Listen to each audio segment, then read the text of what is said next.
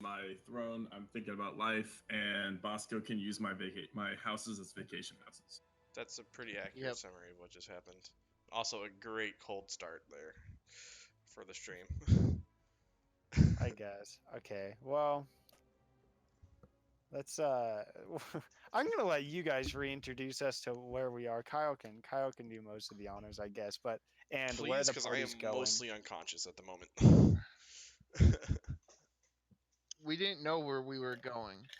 Yeah, we haven't planned this far. We didn't expect to make it out. So, um, I took a long rest, so at some point we slept. I think. yeah, I agree with that. I think they would just all collapse next to a pillar. Let's start the morning after. Are you guys gonna stay in El Trail for the night, or Yes. hold Yes, on, absolutely. or are 'cause you if- like leaving? I feel like that's a fair question. I personally, I wouldn't be stoked on sleeping in a city of undead, but that's just me. I think Yeah, th- same. most of us were exhausted to the point where there wasn't options to do anything besides sleep in Elturel for the night. That sounds like my campaign. Yeah, yeah. Seems legit. Un poquito lethal. Okay, Spanglish. so that being said, what's the party's next plan of action? We're taking a long walk, aren't we?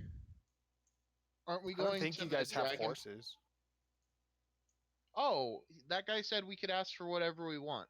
I'd like horses. I would like 1,000,000 gold, please. Within reason, he actually said.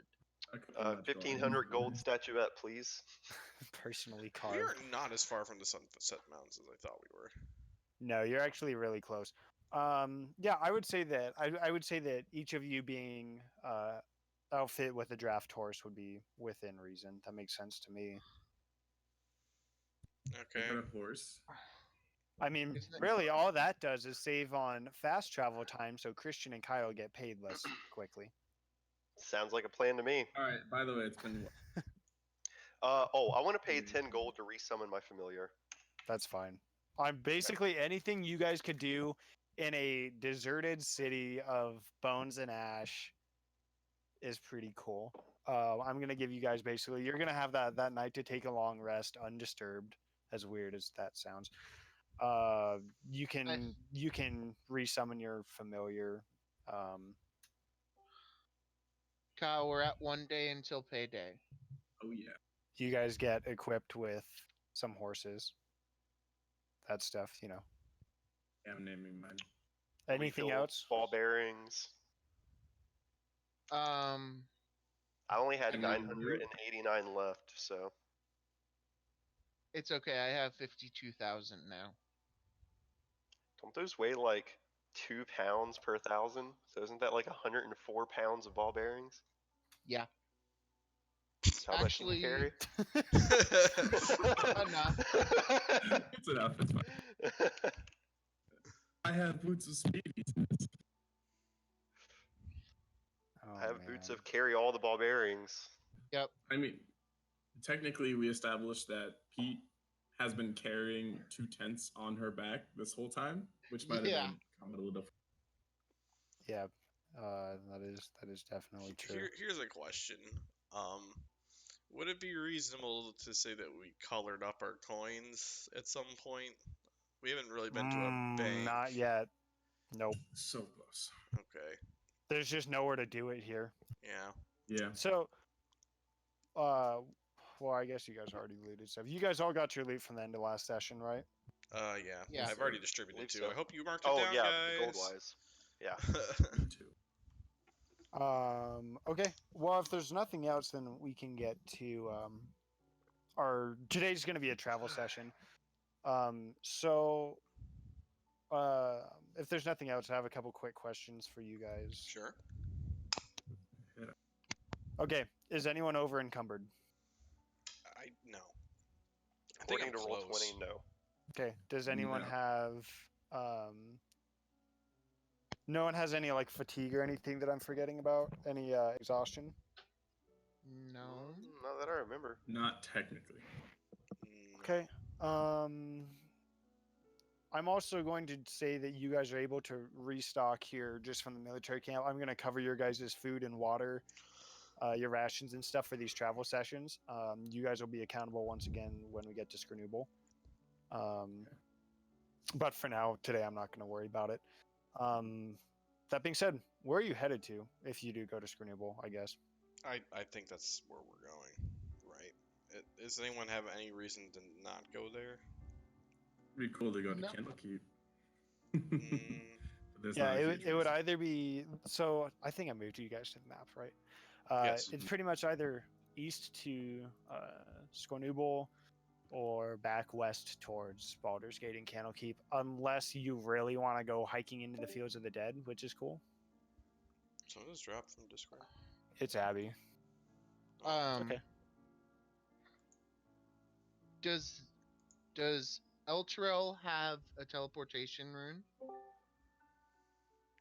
Abby. Not that you're Ooh. aware of yet, no. Hey, Did I go ask Graham. Giovanni? Over your night of conversing, one of the problems is that there's been a lot that's lost. Elturel at one point has had a teleportation circle. However, unearthing it from beneath collapsed buildings and rubble, not only will that take time, and that's if it's intact. So at the moment, the direct answer is no.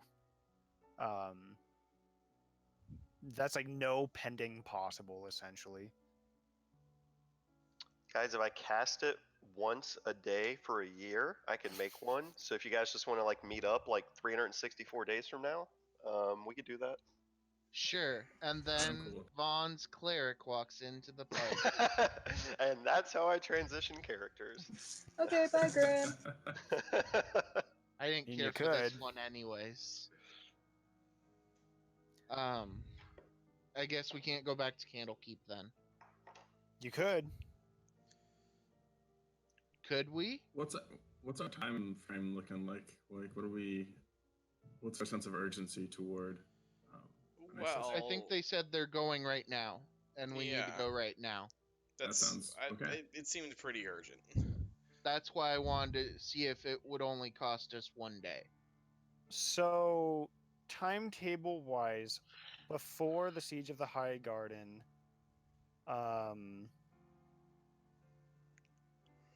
there was at some point a hint that Callie and Zachary were both in Elturel. That being said, Lord knows where they are now. But they were within a very close proximity to you. At least, maybe, I don't know. If we were to say this before your long rest, I mean, 20 minutes ago, they were within a close proximity to you. But now, after a long rest, I mean, they could be a full day ahead of you, potentially. And he's a dragon, so he can move quick. I mean, why doesn't he just like fly there? I think he doesn't want to let her know he's a dragon. Oh, that would make sense. I think we're just on to... Wait, where are we going? Skirnooble. Skirnooble. Okay. Okay. Where is Skirnooble on this map? It is like straight east. It's right before the Reaching Woods. Oh. What's this place? What's that? Sorry. Najara. That Oh. sounds interesting. Make a history check. Okay. While I make a Google check. That's what I was gonna say. Make a history check as he googles that. 22. I'm gonna base the fact just solely on the number of apostrophes in the city that's up there that a whole bunch of what are they called? The snake people. What are they called? I can't remember. The right what now. people? Tijuana? No, that's not The right. snake people. So, actually, the society, you understand, is comprised very much of Nagas, lizard folk, and Yuan-Ti. That's the one, Yanti. Want to. They have a monarchy. The ruler's name or title is the King of Snakes. Shit's bad. This city looks pretty lame. I don't like it. Marsh was taken over by the Naga. The lizard folk, undead, and minotaurs still live the majority there. Blah blah blah. This place looks pretty fucked. And then The main Giant deity temple. is Seth, with the Yanti becoming increasingly disappointed in him. They turned to the Forbidden, worshipping Zahir. Zahir is apparently an interloper deity. Came around the time of the Spell Plague, so right when Tiamat was sailed up. This looks really bad. You're not very. This isn't great. So what you're saying is we probably shouldn't plan a vacation up there. Okay. They worship a god who is over the domains of darkness and poison. So I suppose you could if you wanted. Well, Oh, is that all? Yantis are really poisonous. Maybe we can get some insight into black dragons. Yeah, that's what we needed. Knocks on door of Snake City. I mean, Hello? probably not, seeing as how black dragons are acid based and the green ones are poison. Green ones are poison. I forgot those are different things. One's an element, one's So- not. We're go. Oh, we're going there, are we? So we're Okay. going to Skirnooble. Okay. Where are we going? Where are we going afterwards? Probably to hike up Where- through the Reaching Woods and then into the Sunset Mountains because that's where everything ends. Is that where the That's well everything is? ends. Yes.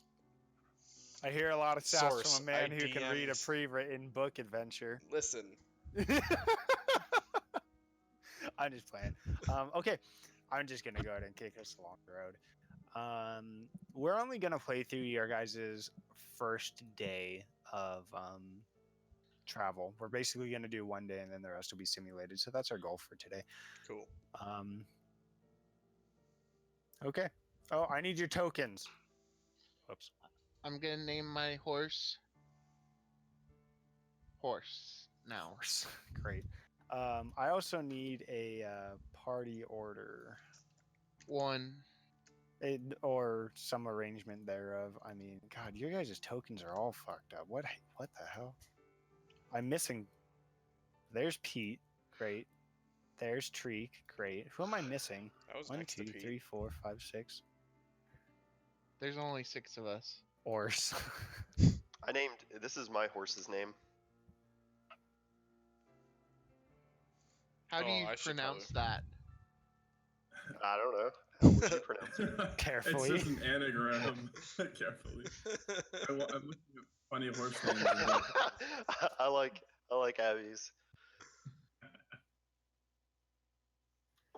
Okay, I'm moving you guys. I'm Philip. gonna put you 2 by 3 if you die because of it. Oh well. Actually, no. I gotta know. I have Wait. you guys being Yana and Bosco up front, Nidra and Grim in the middle, and Treek and Pete in the back. I think that's the standard. I have a Yep. question. Does What's Pete up? get its own horse? Does Pete get her own horse? No, Pete doesn't get her own horse. that's what's the word? Just trigger. I don't know. The actual racist, like between race. I don't know. Yes, Lord Nevermember, frequently known as a racist against cows, especially when providing them with horses. Why didn't you tell me this before we met him? You wrote a poor insight check. That's why. I didn't look. It's so low it didn't even Oh, make I'm it getting into better the at chat insight. log. All right, all right. God, dude, Uh, It Heard was it a from Bosco. 16. you rolled a 4. Yeah, but I can't roll a 1. Yeah, but that's a 4. I see it is. Oh, it's so. You see that angular L shape that goes across the 1? You that makes realize it it's a a four. +3? Yeah, I'm aware. I rolled a Um, 16. Yeah, I he loves knew cows. he was a horse. All right, saver. all right. So shortly leaving El Trail, almost right out of the city gates, as you travel towards your destination of Scornooble, you're able to spy what appears to be a small smokestack off in the distance, maybe a few miles from town. You see a small wisp of black smoke, kind of beginning to be replaced by more of a white and wispy smoke. And appearing behind it to some distance also appears to be another smokestack of sorts, but you can't tell what distance that's at. So, that being said, the lot of you mount up and continue on the road east. Is there anything you guys want to do as you approach this smokestack? Can I read the pattern? Can you read the pattern? Yeah, people do like smoke signals. Can I read it? Yeah, make an investigation check. Oh, I'm good. Don't smirk like that. I hate to be this person, but is my horse a big horse or is it a Shetland pony?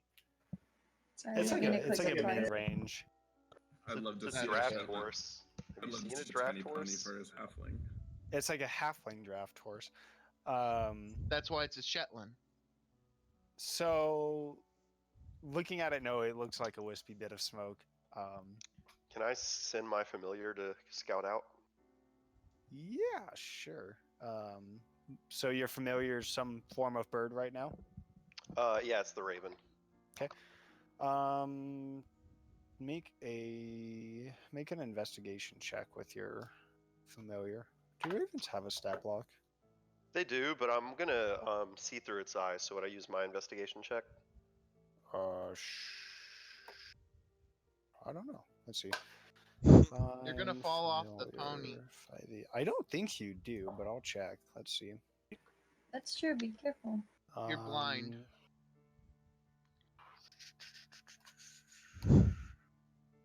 Oh no, it's just difficult. You can see through your familiar's eyes and hear what it hears till the start of your next turn, gaining benefits of special senses during the time you're deaf and blind. This is so much to read. I mean, the way I see it is basically it just acts as my eyes. So it's still me like perceiving and investigating and looking at everything, but I'm just like doing it through the raven. Nevermore. Exactly. Yeah, we'll just roll it that way.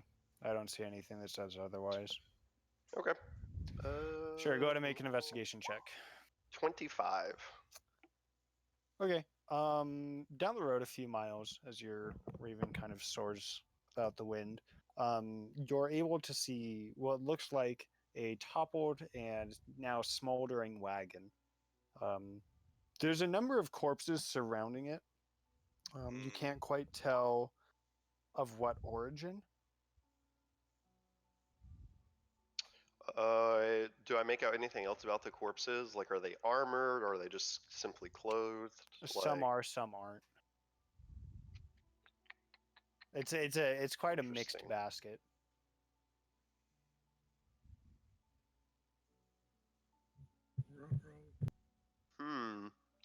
Okay. And do I make out anything else aside from the corpses and the overturned? You said carriage or a wagon? How close are you gonna get? I mean, I'm just flying above head. Forget how far the raven can see. I think it's pretty far though, right? Seems like a bird thing. I want to slowly push his horse to go in a different direction while he's not. Oh, I thought we were pushing him off of the horse. No, I just want to push the horse to go like into the forest. Without getting fairly close to the wagon, that's all that your raven's really able to see. Seeing if there's anything else. No, it looks to be about half a dozen corpses, some armored, some not, toppled wagon, smokestack, small stream, maybe 30 feet beyond the wagon-ish. Yeah, you'd have to get pretty close to discern anything else, as in race, stature, types of clothing, weapons. Can I have the raven kind of scout out the surrounding area to see if there's any like hidden ambushers that may be trying to take advantage of travelers? Because it seems like someone attacked this caravan or wagon. Sure, give me another. Give me a perception check. All right. That one probably should be with the Raven stat block, but 17. I know that's what they do in Critical Role, but I don't see it anywhere in the spell. So. Oh, well, in that case, the raven has +3, so 19. Yeah, it's not a big deal. No, you don't see anything kind of in waiting. It's mostly plains. There's scattered trees, but there's not There's not much out there. Interesting. Okay, I'll phase back into my body or whatever that Did is. I don't Abby know. get to move the horse? Because I would have helped with that check. Yeah, so as you kind of come back into your own being, you notice that you're about a quarter mile down the road, facing Eltro. As you turn around and your party is a quarter mile farther than you, as your horse kind of trots along back towards the city. Oh, Grim, we're over here. Oh no, it's cool. I'm heading back. Good luck, guys. Okay, All bye. right. Bye. Yeah. Oh, Wait, by the he way, has you're my- probably gonna get ambushed, so good luck. Okay, cool. Thanks for the warning. Yeah, no problem. And that's the last we saw of Grim. Oh, And then you do have coincidentally- a cleric. Coincidentally, half dead on the side of the caravan is my cleric. No, I'm kidding. It was Weird. all planned. No. I'll trot back up to rejoin the party and let him know what I saw. Okay. I need the group. Actually, anyone that's proficient in investigation, give me an investigation check. Okay. Wow. And that's Really? when you figure no one's proficient in a couple of skills. What? Did mine That's not so pop? shitty. No, yours didn't pop. Okay. Oh, there it is.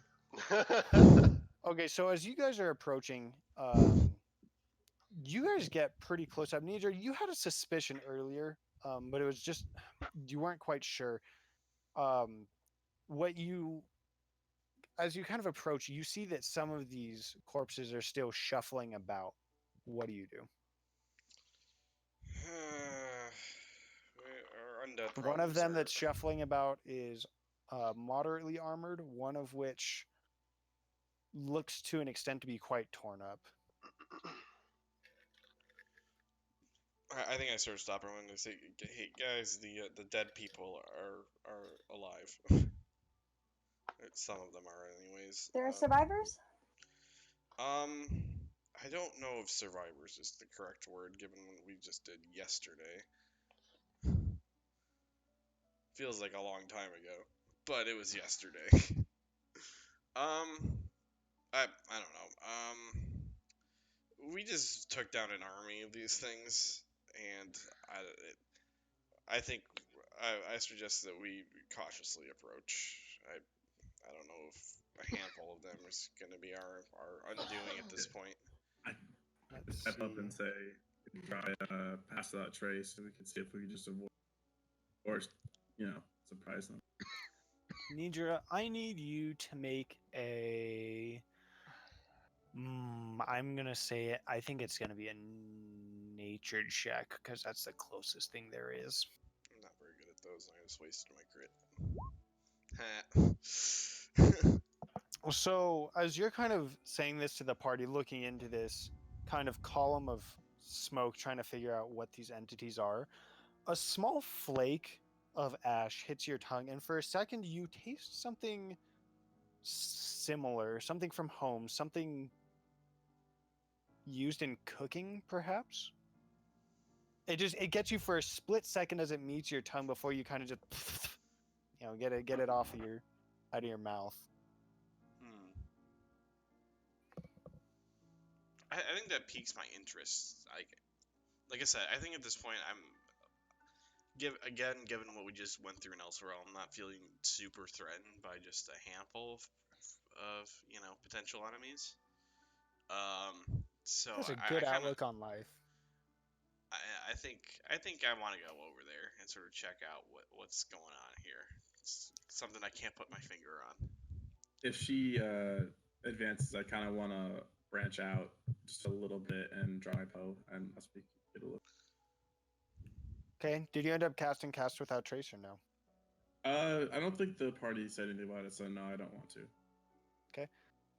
I'm going to need everyone to start by giving me an initiative after I clear out Bosco's 12. Oh, I can't Should, click a we token have our right now. You're token? aware of that, right? No. Why? Because We're we're on a at map the screen. map still. Oh, my bad. Well, I guess you're going to quickly see why I need you to roll. So, there we go.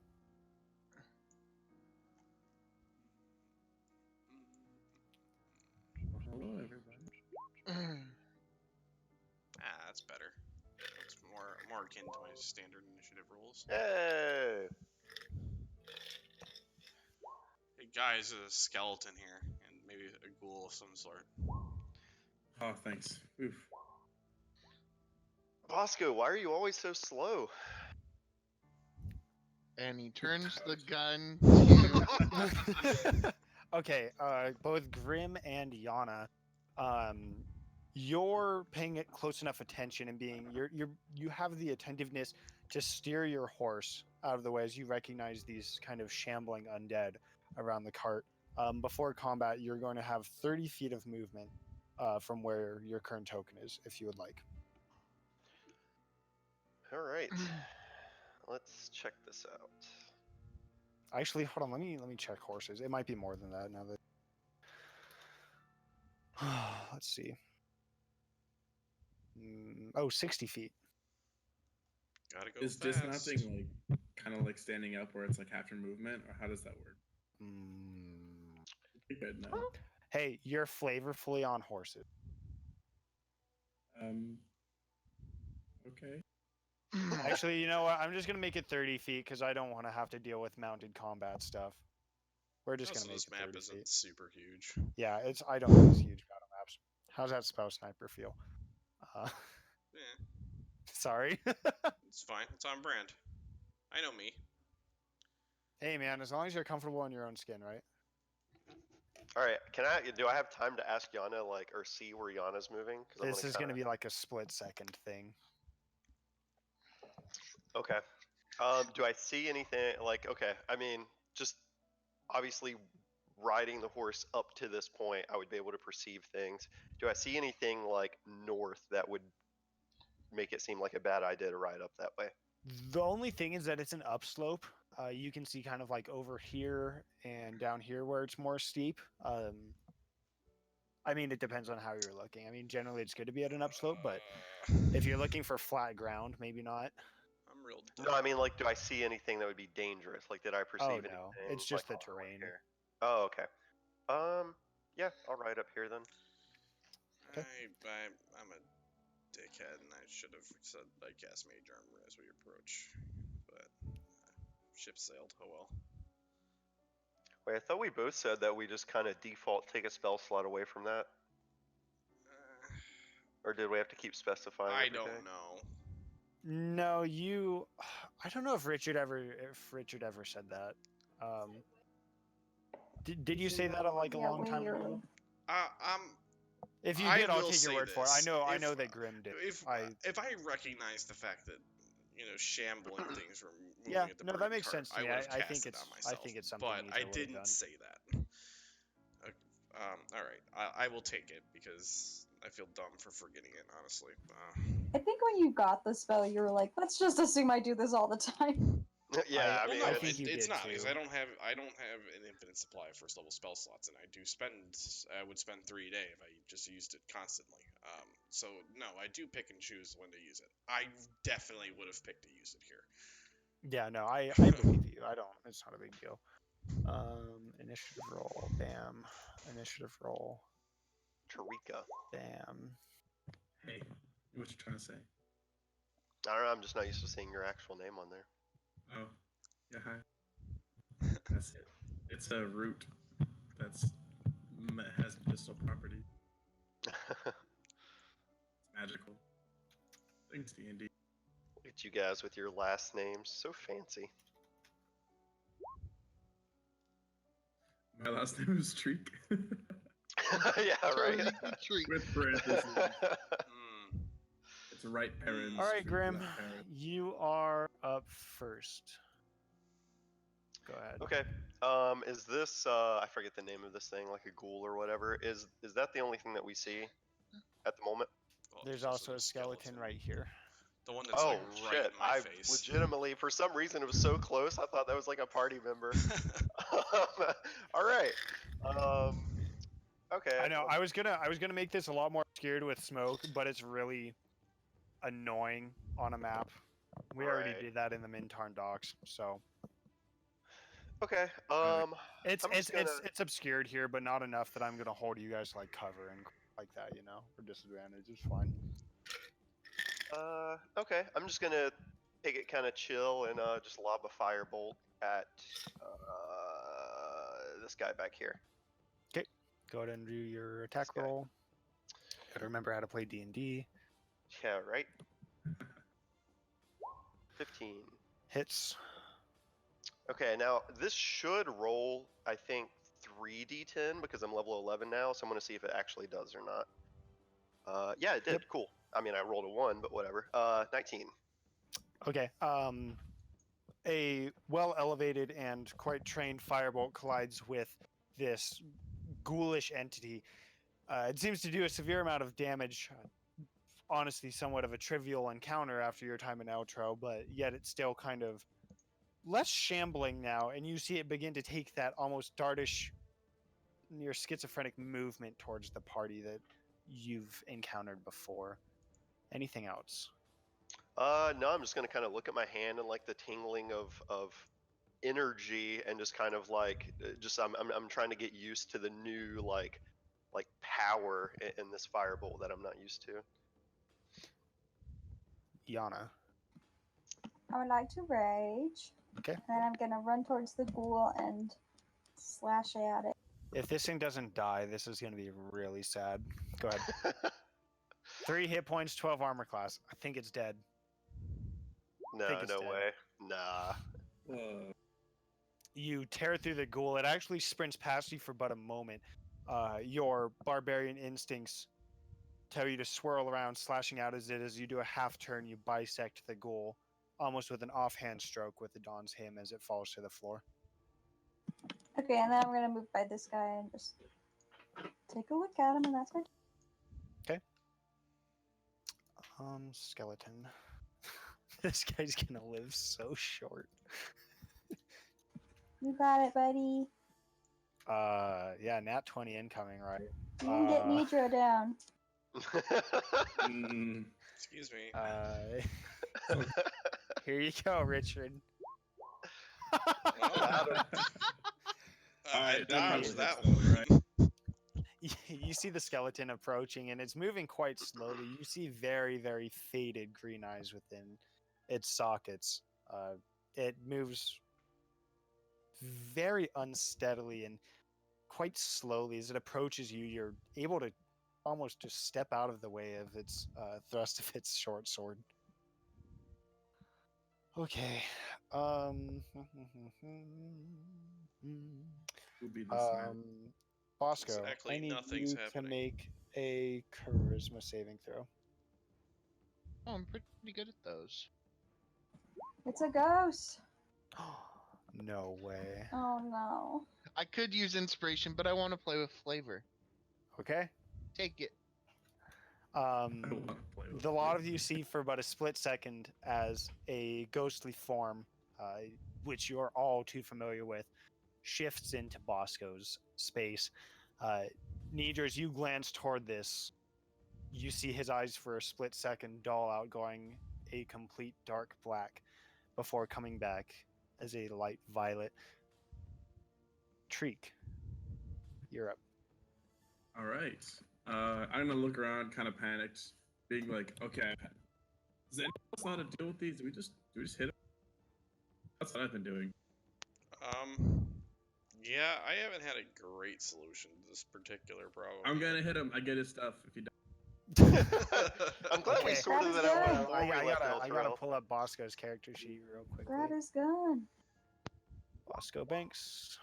So I shouldn't polymorph Bosco into a giant ape? Those what I'm- both hit. Go ahead and roll for damage. Maybe next. Maybe a bunny. 88 armor class. Movement. Is the ghost now officially like inside of Bosco? Can I move there? It was one. I don't want to. Yes, you can move where the ghost was. Okay, that's fine. We good. Okay, anything else? Yep. Did you say yep?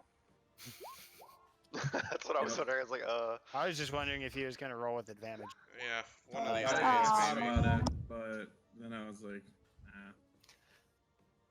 the rest of you see suddenly, especially Grim and Nidra, or Grim and Yana, excuse me, a few steps away. Suddenly, Treek rushes up, stabs Bosco through the back as he runs him through twice with Mirage. Pete comes around, spinning on her front heels and brings a headbutt crashing down into Bosco. Two Andy, headbutts.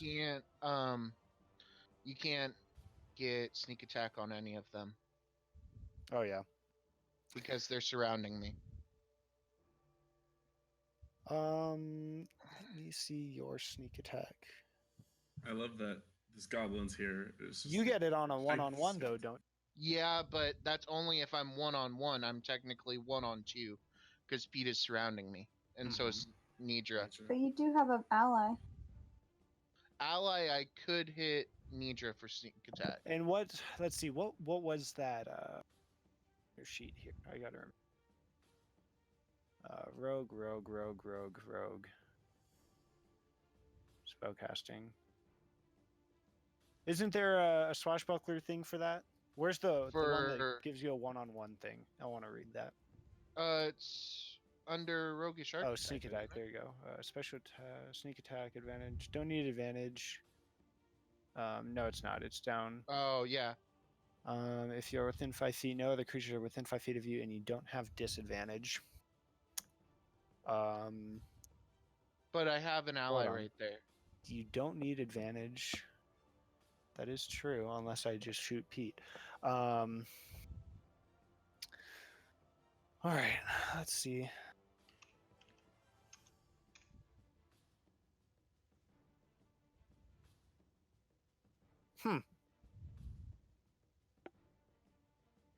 We're gonna go 5, so Pete and Nidra can both make an attack of opportunity All right. if they Alright. want. Yeah. I You kept... don't have Warcaster, do you, Nidra? No, but I do have... Well, no. Am I holding that, though? Let's be practical. I'm not holding that. I You think have it's only a advantage. melee weapon. I would not be holding the dagger. I have a dagger and a short sword that I am not holding right now. 15 misses. Need a headbutt for Pete. I did for 10. 10 Oh, damage. I just did the 19. I assumed the 19 hit. Yep. And a rapier attack from Treek if he so wishes. I don't have a 10. Why? so Oh, there you now I would get do. it.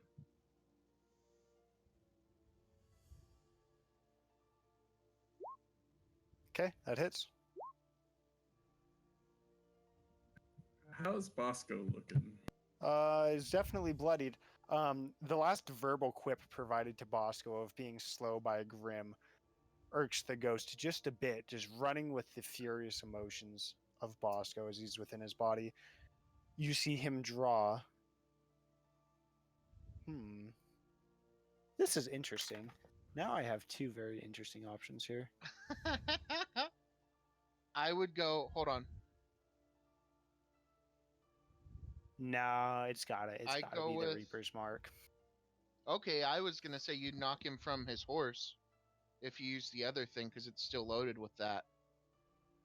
Oh, I was between this and the Arcane Revolver. So what bullets would be in the Reaper's Mark?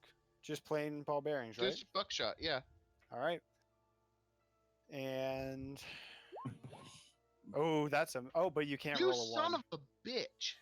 Can't roll a one though. Yeah, Right? but it's a misfire. You That's said a 12, Andy. Two next to the one. that is true. That's a 2 next Your to that wording one, which makes last it a time 12. I rolled that is it's a misfire. It's always a No, misfire. you're right. As the ghost, not quite knowledgeable of how to operate this gun, handling it improperly, jams the ammunition improperly, and you hear a click, and a little bit of smoke comes from the the Reaper's Mark. This is gonna Damn be it. fun. I was gonna say that's bad. Yeah, Mm. it's not great. Um, You have a bonus action. yes, I do. Dismount from your horse. So are we actually on horses or not? Because we're only moving 30 feet. I mean, We're not gonna say we are. You're traveling. yeah. Or not, yeah. Hold on. This one you can use as a bonus action. That's true. Okay. Yep. We'll go ahead and make an offhand attack there. Sure. He swaps It out has for a a flintlock +1. pistol. You son of a bitch! This is awesome. Another Kills firearm you. drawn, and click, as 2 weapons are now rendered useless in Bosco's hands. That's probably the Nidra, worst thing you could have done for him. that is so good. I'm gonna kill you, Andy. It's not Andy, it's the Can you ghoul. just not just fix that? He did. I have a chance. Oh no. I have to fix both of them now, or it might be costing me a lot of money. Nidra, you're up. As I Alright. delete my skeleton. So is That's that so skeleton? funny. Is he wearing metal armor? I don't think so. Let me double check for you real quick. Nope, not armor. Sorry. Or not metal.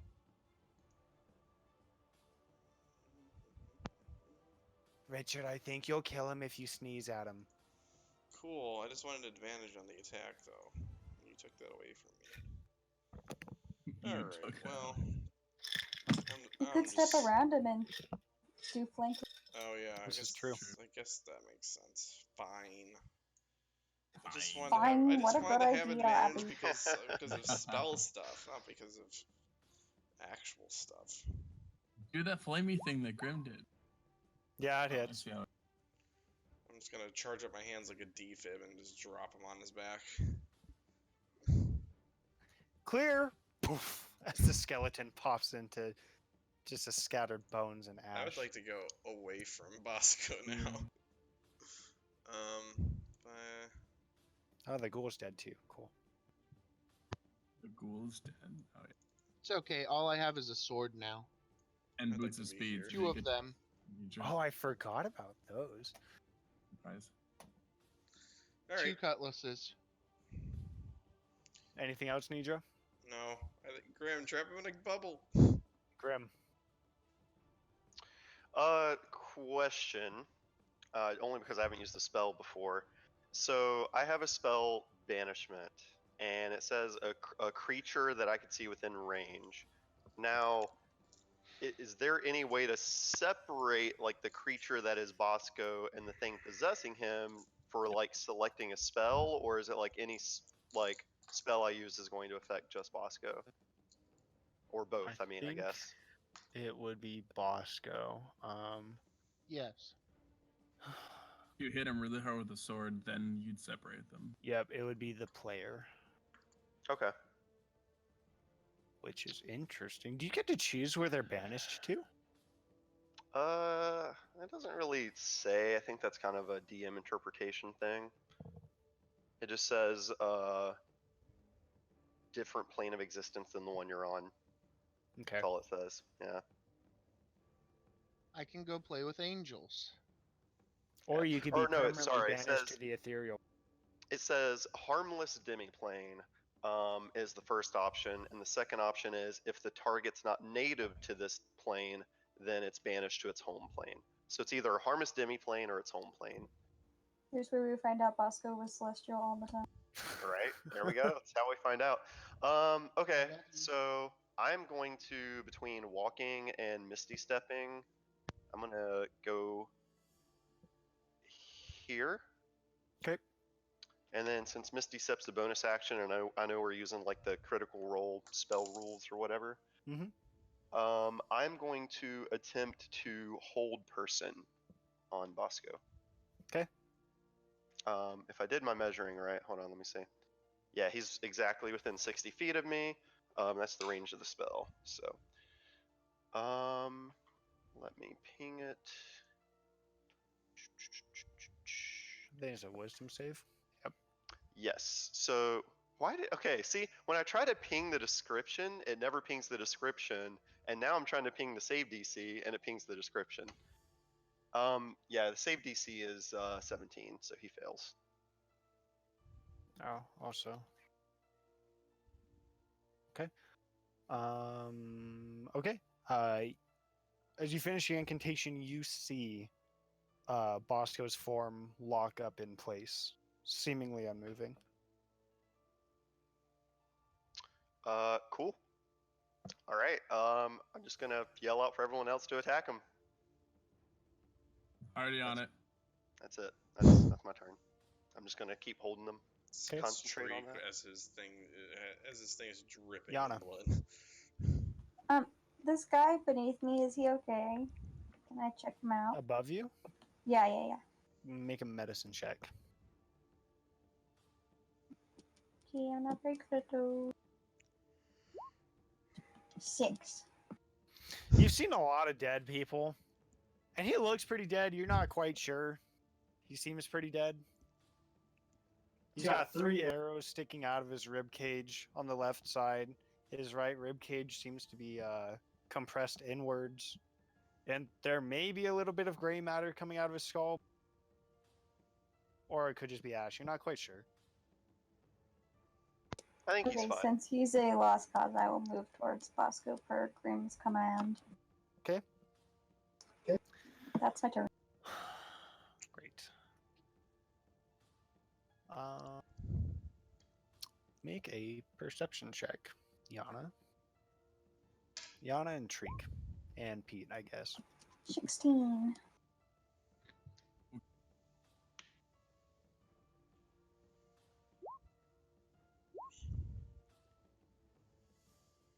Treek, you see as Bosco's form begins to lock up, a ghost slip out of his body, just adjacent to Yana. And Yana, I'm going to need you to make a charisma saving throw. No.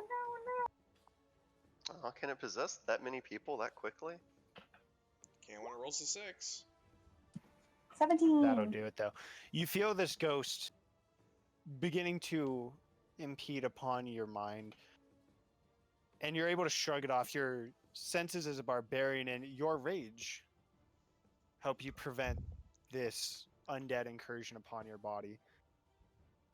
Go, Treat. Yana. Ooh, kill it. It's me.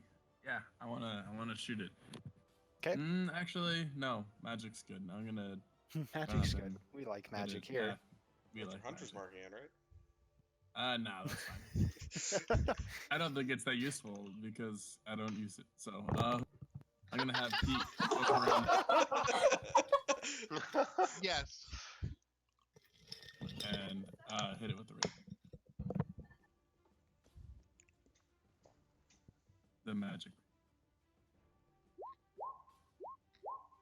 Hits.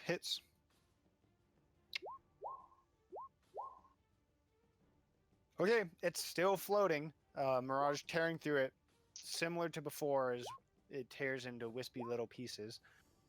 Headbutt, both hits. Does that do damage? Still standing, Okay. So, floating, question. drifting. I'm pretty sure I'm rusty on this part of spellcasting, but I think I'm allowed to drop concentration at any time. Can I drop it now? Let's see. Hold I thought dropping was a bonus action. Well, hang on. Let's be real. Grim didn't see the ghost. on. Yeah. That is leave. true. That is That's true. also true. But we should find the answer to this. Anyways, concentration. I mean, is there a reason in particular I wouldn't see a ghost come out of him, only being 60 feet away? I mean, with a like, burning realistically? wagon between you and a house? Yeah, we did kind of establish that there's lots of smoke here. Oh, yeah, there's a Uh, wagon there. Okay, no, that makes sense. I mean, well, the way Yana moved, she just moved like right through the I wagon, know. so it just didn't even. Yeah, I know. It didn't Sorry. dawn on me. No, I'm just saying it did. I'm on I just fire. saw it as road. I thought it was like burnt road or something. I don't know. It just didn't click. You can end concentration at any time, no action required. So yes, correct. You can end it whenever. That being said, at this moment, you wouldn't be privy to the fact that the ghost has left him. Is it my turn? Yeah. Is there a continued saving throw person? There is at the end of my turn. Okay, go ahead and make. Hold on. Does my turn end? Can I even say anything? Like, if my teeth are still closed, can sound come out? It says paralyzed. It says it specifically says you can't move or speak in the paralyzed condition. Well, Now no. that being said, no, I never said. I was gonna say, do we still have a telepathic bond? Maybe I should start saying I No. cast that Yeah, every no, day. we should Nope. probably actually establish some of these things. Nope. No, that doesn't do it. Possibly. Nidra. I'm gonna start casting that at the beginning of every adventure day. Also, is Nidra. Do I see that? I would say looking at them I'll be back now, in a it's sec. unobscured and And I just attacked it a bunch yeah, of that's times. true. Treek literally just would is jabbing his sword at it, so I'll give it to you. Okay, I mean it's It's pretty important- close to dead, anyways. Okay, well, in I that think Yana case, will wrap it up if you. I don't. would like to drop a swarm sphere directly on top of it, marking my 4 allies safe from it, Okay. and I would like to Go ahead. channel some goddamn Alright. lightning into its, Just Oscar and into Elena. its face. I Seems just a little want to bit ask if overkill, you've but- ever felt. I was gonna say it. That seems like a nuke dropped on a small village. But sure, go ahead. I'm not even gonna mark him because I'm pretty sure this ghost is just dead. We'll see. What's wait, out of strength save? That is exactly the wrong thing I just clicked.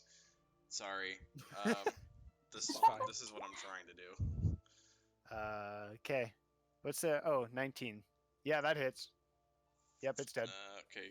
Nice. Also that. No, it's still not that.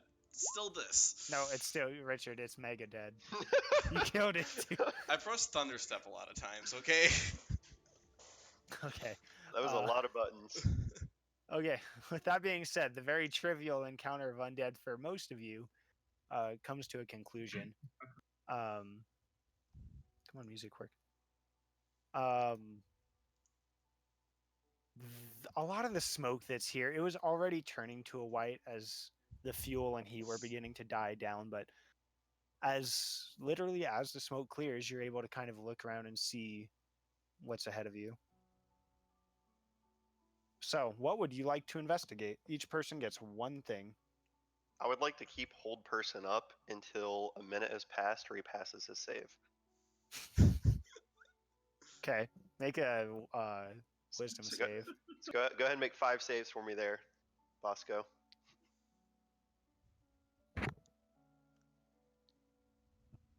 Cool. So we get to loot by ourselves for once. He might have stood up for a second, which I don't blame him. No, he can't. He's paralyzed. What would you guys to look at? Let's go, Nidra. What would you like to investigate first? The guy. I want to know who this person is. I'm investigating his clothing. Okay. I I'll do wanna I'll know give if you there's a- details. Just give me an investigation check. Sure. Not with advantage. No, that's not great. He looks to be dressed pretty nicely. His clothes are in tatters, as in to the point of where it wouldn't even be worth taking them to get cleaned up. They were really nice at some point. And as you look at him, he is more than dead. That being said, he could be anywhere from a noble to a merchant, literally. I think I started sitting there scratching my head and like, can't really figure this one out. Grim.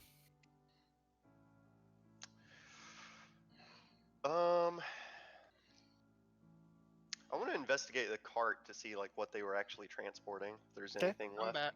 Give me an investigation check. Okay. This one. 19. So most of it's been burnt away. Like the vast majority of it has caught fire. What you do find is, let's see, what would it be the size of? You find a wooden box, kind of wrapped up in a layer of silk. It's a little singed, but it's about the size of a cigar box. Can I open it? See what's inside? Check for traps. I mean, well, I'm already investigating it, so unless I have to investigate what I'm investigating again. You Yo, do check for dog. traps. So as you open it up, you don't. No, I'm just kidding. There's the box is full of these maybe 2 or 3 inch long bundles of red strands of some sort. Give me a nature check.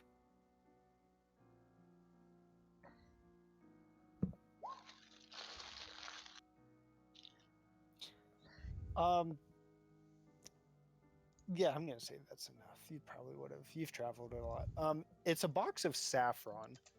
Mm. Let's see. Hold on, I lost it. I have it somewhere. Rip. It's about 2 pounds of saffron within this box, and as you kind of take a little pinch, just nibble it between your teeth, and you just to discern that it is indeed saffron.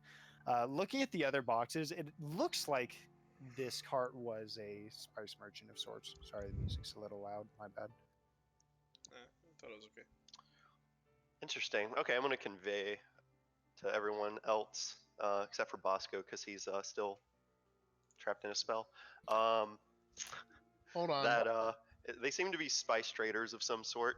You passed it Yeah. on the first one. Damn. Okay, Yana, what would you like to investigate? I would like to investigate how the cart, like, caught on fire or exploded. If it's similar to what we've seen, like with the ships in the port. That kind Okay, give me an investigation check. Yana, arson Okay. investigator. Okay. Super good. You really kind of just tell the obvious. It was tossed on its side somehow. You can't tell how or by what basically how this conflagration occurred. You're not quite sure, but you're not able to ascertain much as you look it over. Treek. Okay. Yana, what do you? It caught on fire. Yeah, no shit, Sherlock. Spontaneous Wow, you combustion. don't be rude. I Who's feel like this Sherlock? is definitely a moment to be. What do you want to Does look at, Yana Treek? think it I'd was also like to spontaneous investigate the nature of how the wagon was struck. Okay, give me an investigation check. Tarika, arson investigator. I hope I get lower. Okay, give me a perception check as well. Find the accelerant. It's amusingly still good enough. So as you look over this wagon, you kind of peek over to the top of it, and what you see are 6 large gashes, deep set within the side of the wood. Looking around, kind of tracing how the blades of grass have fallen, you can tell that the fire originated just off the side that hit the ground first, and you see a small collection of broken glass, which an oil lantern likely lit some of the grass, which spread up to the canvas and mixed with saffron and lit up the entire Oh, wagon so at these some guys were point. just idiots. That's so Give much me less a than nature music. check. You'd think I'd be good at these. I'm not. Oh, actually, I am. I'm sorry. I think I took it. So, looking around the road for the first time, you see just up here, right up there at the creek, a wooden post with what looks to be a small sign. I mean, I'd like to go read that sign. What languages do you speak? I speak Sylvan and Common. Um, That's it. I don't think I speak. I'm pretty sure I don't speak Elvish. So yeah. Yes. Looking Speak at the sign, Sylvan, it not appears to Elvish. be a warning sign of some sort. You can make it out in Common. Some of the details are obscured, but within the center of this apparent warning sign, you see an image of what looks to be some sort of large winged beast. Griffin? Sure. You're not sure. Can I Okay. read it? Yeah, I'm gonna be like, there's a sign with a flying thing. If anyone wants to look What at it. languages do you I have, don't know. Nidra? Common, Elvish, Dwarvish, Halfling, and Primordial. Okay. Looking over it, it's almost a mix between It's like an off-brand common elvish mix. Give me 1 second. The sign simply reads, "Beware, territory of one Roxas Aorphanus." And Can you I see can this I get a picture spell of on that? a large Of a- bird. Oh, crap. It's a rock. I know what it is. Bosco doesn't. Galen? Oh, Wait, can I roll to see what it is? I have no. Well, you guys can. Who's proficient in nature? I I am. Okay, you two can roll. Well, Treek, you already gave me a nature check. Yana, you can give me one as well. which You have seen beasts that look similar to this, or you've heard them in tales more. You haven't seen one in person. You've heard of large birds that stalk prey along the spine of the world. Known to pick up anything as small as cows to larger than elephants. They're commonly known as terrors both across the spine down through Aranok, and especially of pirates along the coast. Now, Bosco, you've heard of something similar. You've never seen one. It's almost a fisherman's tale to you. This is along the lines of you've heard of, and this may lend a little bit of credit to it, but there may still be a bit of skepticism there. Like you've heard of it been on for a while, and you've never seen it. So Yeah. Does the name mean anything to me? give me an intelligence check. I was hoping you'd say history. Oh, okay. So, looking over the name of this creature, just kind of tearing it apart, especially with the knowledge of Yana, Roxas, definitely referring to a large bird, also commonly known as a roc, and Apiornis. There's a couple things here. First, the word lends itself to kind of air and flight. At the same time, it leads itself to the color silver or gray, a mix kind of within. Okay. So flight color. So it's literally saying this is the territory of large silvery rocks. Is that kind of what I'm Seems getting like at? a safe bet. Okay, I thought this was referring to like some like sort of like a like rock of legend, like king of rocks. Rock of legend. If you will. is he still making? Literally a rock. I was of going to ages. say.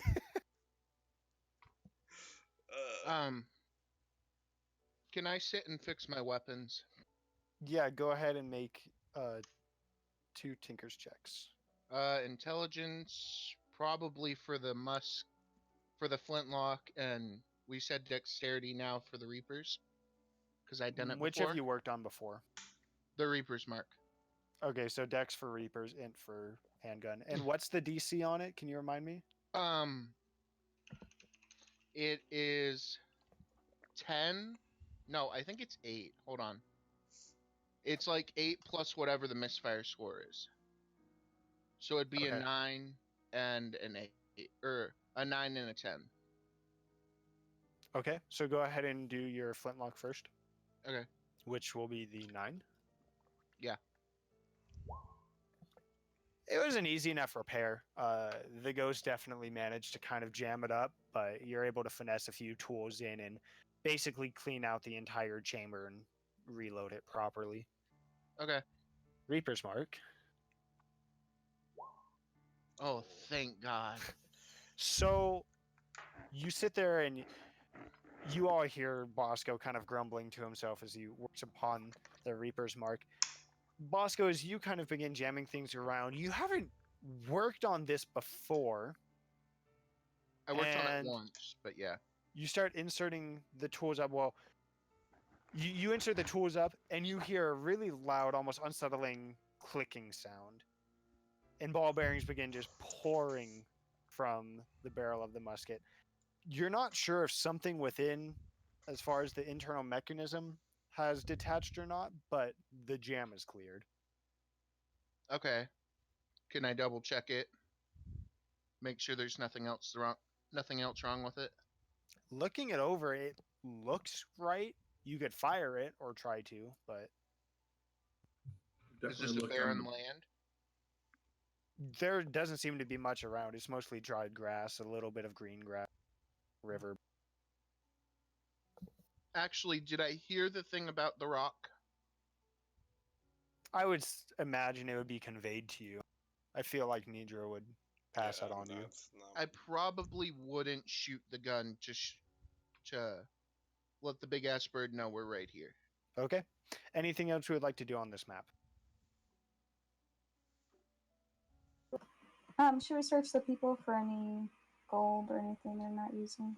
Yeah, I figured. I mean, I found some saffron, right? That's got to be worth something.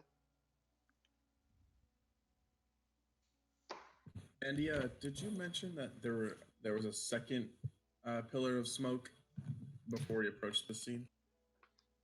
Yes, there's another remarkably larger one off to the east, another few miles down. Yana, give me an investigation check. I'm the worst at that. Their bodies look pretty melted. Anything they had on them probably worth, especially this shiny plate mail that one of them has on. But you're pretty convinced that it's just garbage. I'm done. Let's go. I'm just playing. Yeah, no, they're pretty much toast. There are a couple caravan guards, a merchant. Do they have any like sort of like company like? Do I see any definitive markings that like these guys like work for or are part of a particular area's guard or? There's some symbol off on the side of the wagon. However, with the what you presume to be claw marks gashed through it and everything being charred up, you could take a guess, but it'd be a ill-advised, I I guess. would do the thing where I'd sort of try to find dog tags if I knew that I was going towards a direction that would like I could turn them in. Like if I knew these were like Chernobyl guards, like I would take them. But if These I guys don't, are I'll leave 'em. toast. Yeah, No, these guys I leave are. it. These guys are. These guys are fried. Roasty toast. Anything else? Nope. How are we doing rests this time? This is all gonna be one day. Okay, then I want to take short rest right now and get back some hit dice, Interesting. That's not if how- that's all right. Wait, what? To get back? He meant some- use oh, hit dice. Okay, yeah, spend them. All right. And use this. Probably only on me. Are we sure we're not urgently trying to get to that other column of smoke? It is a few miles Well, I thought you guys probably spent a good amount of time away. That's A looking few over minutes. the other stuff. It would take. Oh, it would then- definitely take longer to take, but you can if you want. No, that's fine. I'll just wait. I can heal you on the way too. Oh, we don't need to do that. So Oh wow, I was muted. I could have my Raven scout out the next smoke column to see if it's urgent or if it looks like everyone's dead, like this place. If your familiar gets eaten, can it still phase back into? yes. Well, I mean, he has as to long as it's resummon. You'd not have to dead. remake it. As Yeah, long if as it- it's not dead, I can blink it out of existence and back to me. I think the chewing part would kill it. Okay. Probably. Let's start because you already have the Raven sheet. The chewing part. Go ahead and roll a investigation check with your Raven. With the Raven or with me? With the Raven. It's going to be a relatively high DC, and I'll tell you why in a second, probably, unless you do really good, I guess. So am I not seeing through it, or is it just the Raven scouting? You're seeing through the Raven. Right. So wouldn't it be my investigation? Isn't that what we just did? Isn't I it think too you far use- away? It is a few miles. It would take a hot minute for. But if you You'd guys have to go there, because can't you Um, only see? Can't you only use that like within like 500 feet? No, I believe the site is unlimited. It's the touch spells has to be within 100 feet, I believe, or something like that. I No, could but I double check mean though. like it doesn't work. Doesn't it not work on its own? You can't give it directions if it's with unless it's within this amount of feet. Well, if it's within 100 feet, I can communicate with it telepathically. So I can tell it to fly there, fly around. I see through its eyes as it's flying around, and then to come back. Right? Okay. let's see.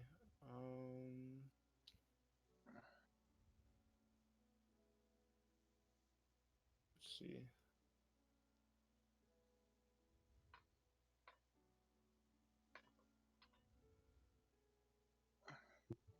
I always thought you had to use the Raven stuff for it.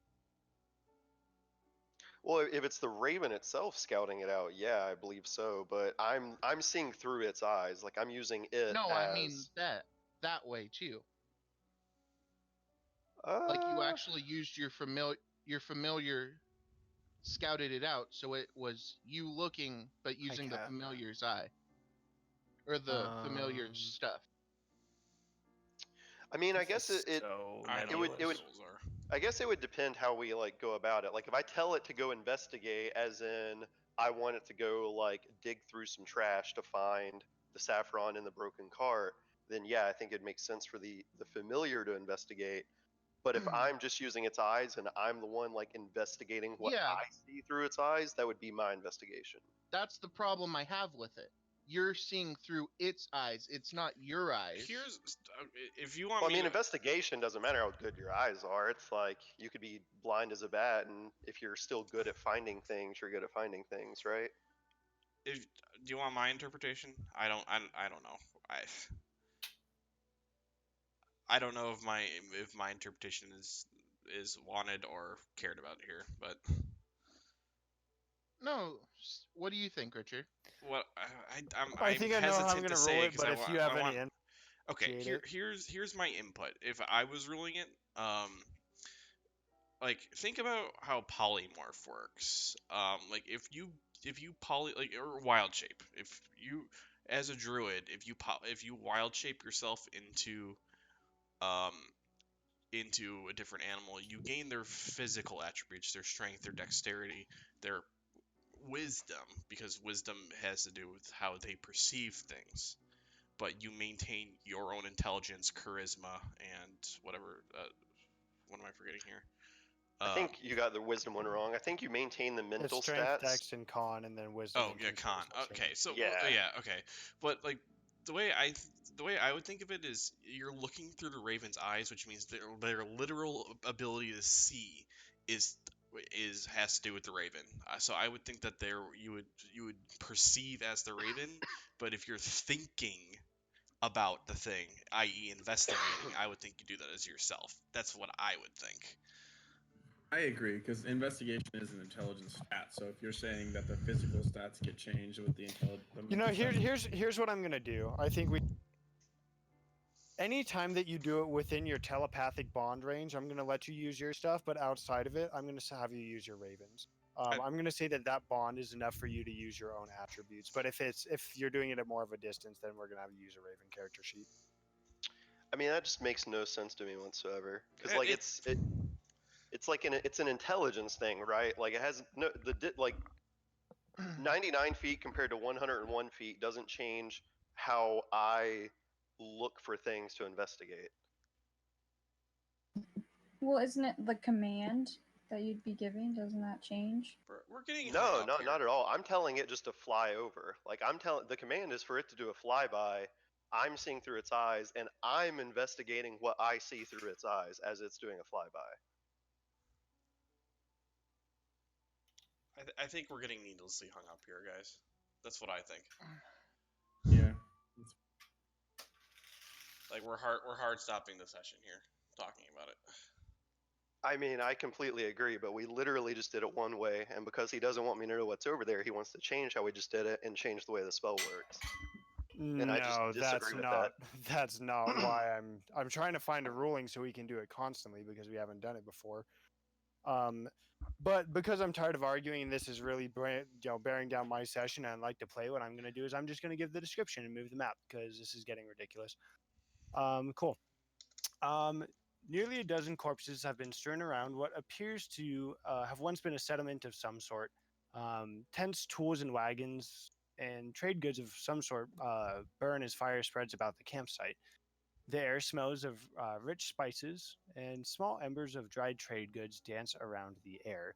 All over the.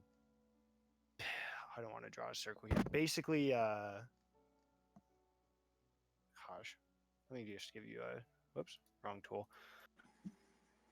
Anything within like this range up here, most of the map except for the dire edges is just completely covered in a large plume of smoke. That being said, what you guys do notice is just over here, there's a what looks to be another adventuring party of some sort. One of which appears to be a half elf, resting his hands on a pair of daggers within sheaths on either side of his belt. A halfling leaning up upon a large maul. A tiefling who's kind of rolling an idle flame along their knuckles as they kind of look down over this valley.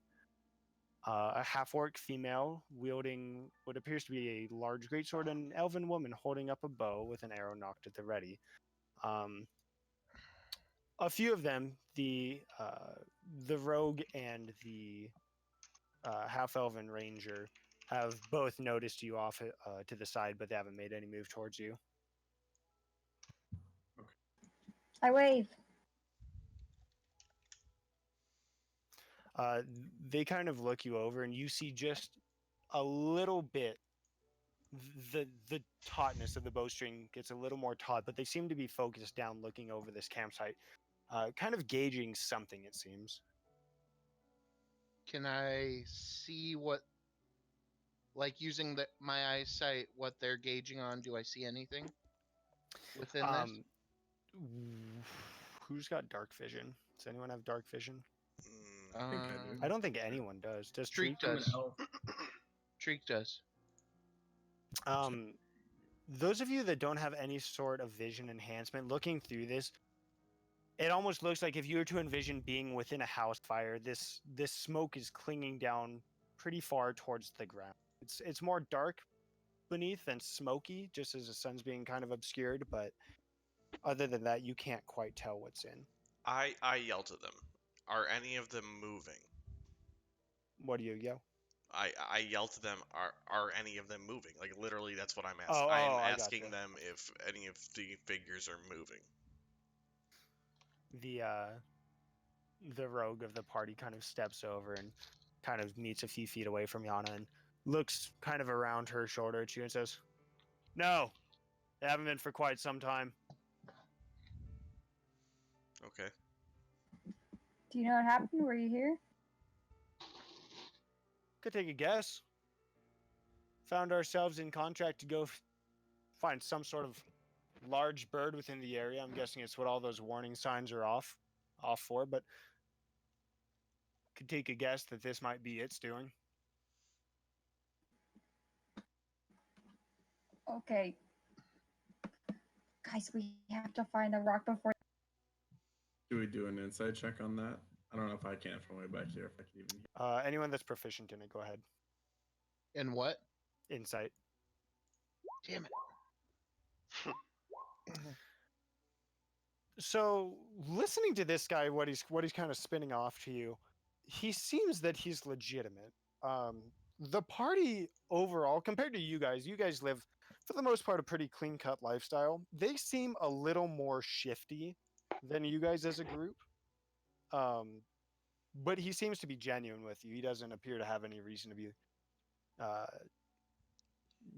untruthful.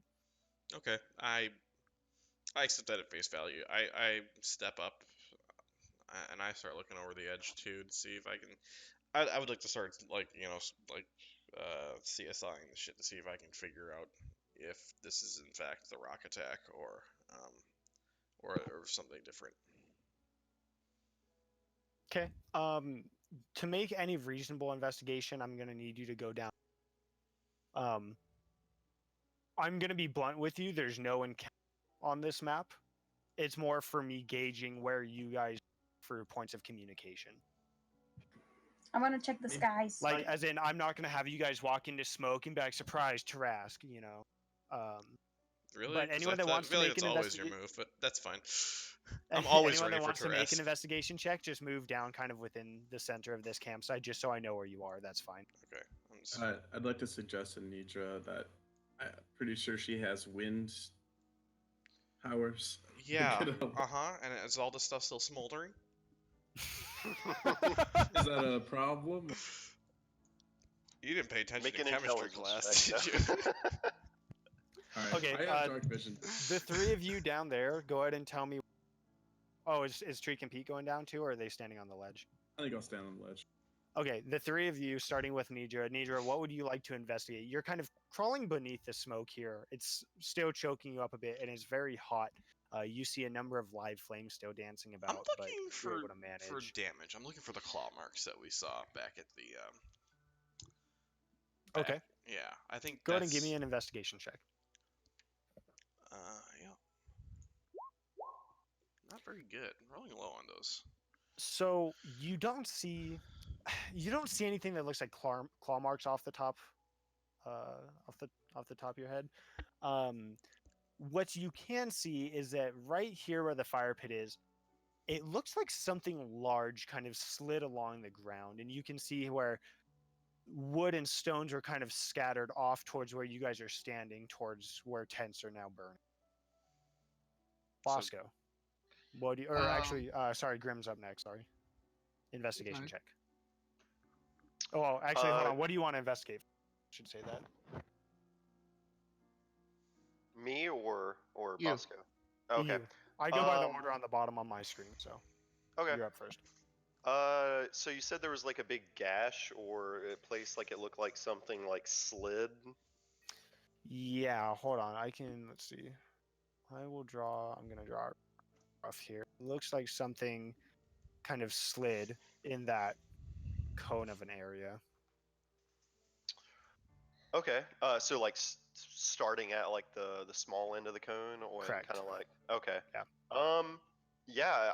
I'm gonna look in this cone then to see if I could maybe figure out what it was that kind of slid. If we're expecting a rock, since we were talking about that, maybe look for things like feathers or maybe some blood if it got nicked a little bit.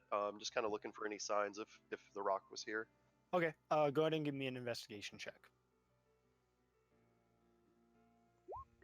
21.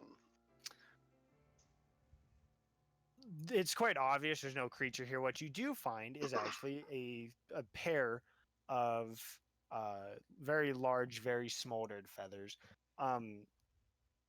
Looking at them, despite them being covered in ash, you're able to tell that one of them appears to be red, whether it's blood or natural coloring. The other is either dark gray or dark blue. Interesting. I'm going to kind of look over towards Nidra and Bosco. So either this is a bloodstained feather or potentially we're dealing with two rocks.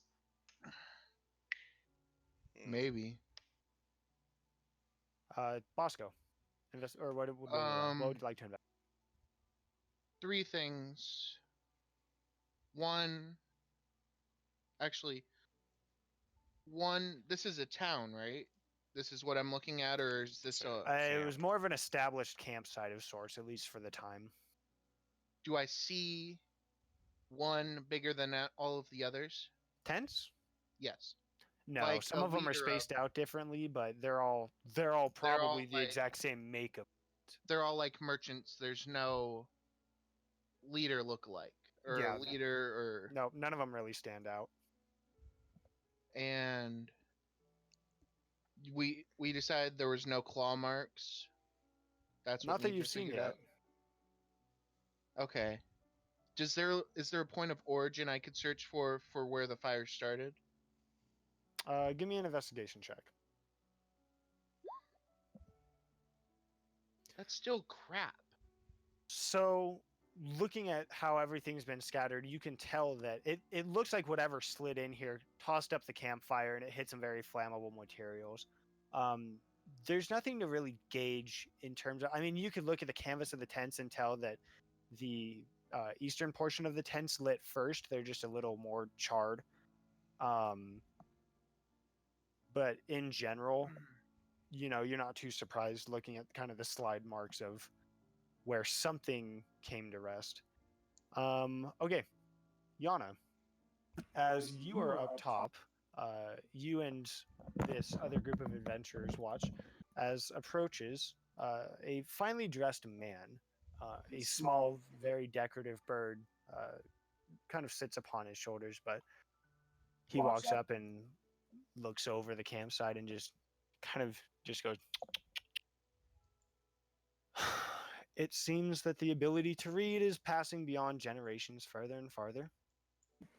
What an unfortunate error this has been. I'm trying to climb this tree. Okay, make an athletics check. Today, Yana is a cat.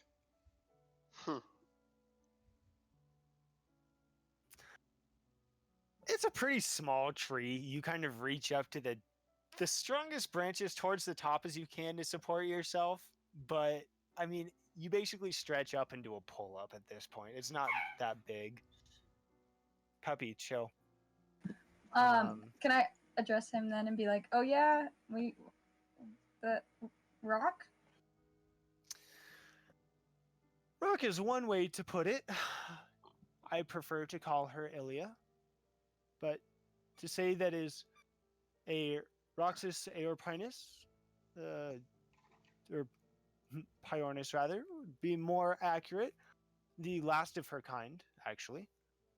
And he kind of walks over between you and the rest of this adventuring party. And as he looks down, he sees a number of corpses just tossed about, everything up in flames. And Treek, as you look over now, you now see him, kind of a panicked look on his face, and he says, oh dear, oh dear, oh dear. Oh, this is definitely going to be worse than the last time.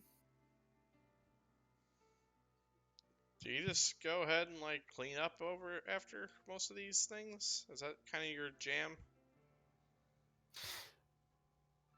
In a sense, this stretch along the river has been within my family for quite some time. To say that this is the first time something like this has happened would be an inaccuracy, but I calmly tend to the corpses, make sure they're delivered home with a nice sum of coin and say reparation to their family, but generally it's only one or two people at a time. It's not often that it's a group this large that ignores all of the signs. You pay reparations on behalf of the rocks? Well, we've been caretakers to Ilya for quite some time. It's generally a problem otherwise. We can generally take enough money out of the estate, pay reparations, and it tends to be looked over by the Lord's Alliance until someone complains, and perhaps at that point we may need to send more coin, but well, most people are understanding that being tradesmen along a route this dangerous is, well, prone to injury. Dude, you can't just let your bird come in here and kill people. I have put up numerous signs for miles and miles around.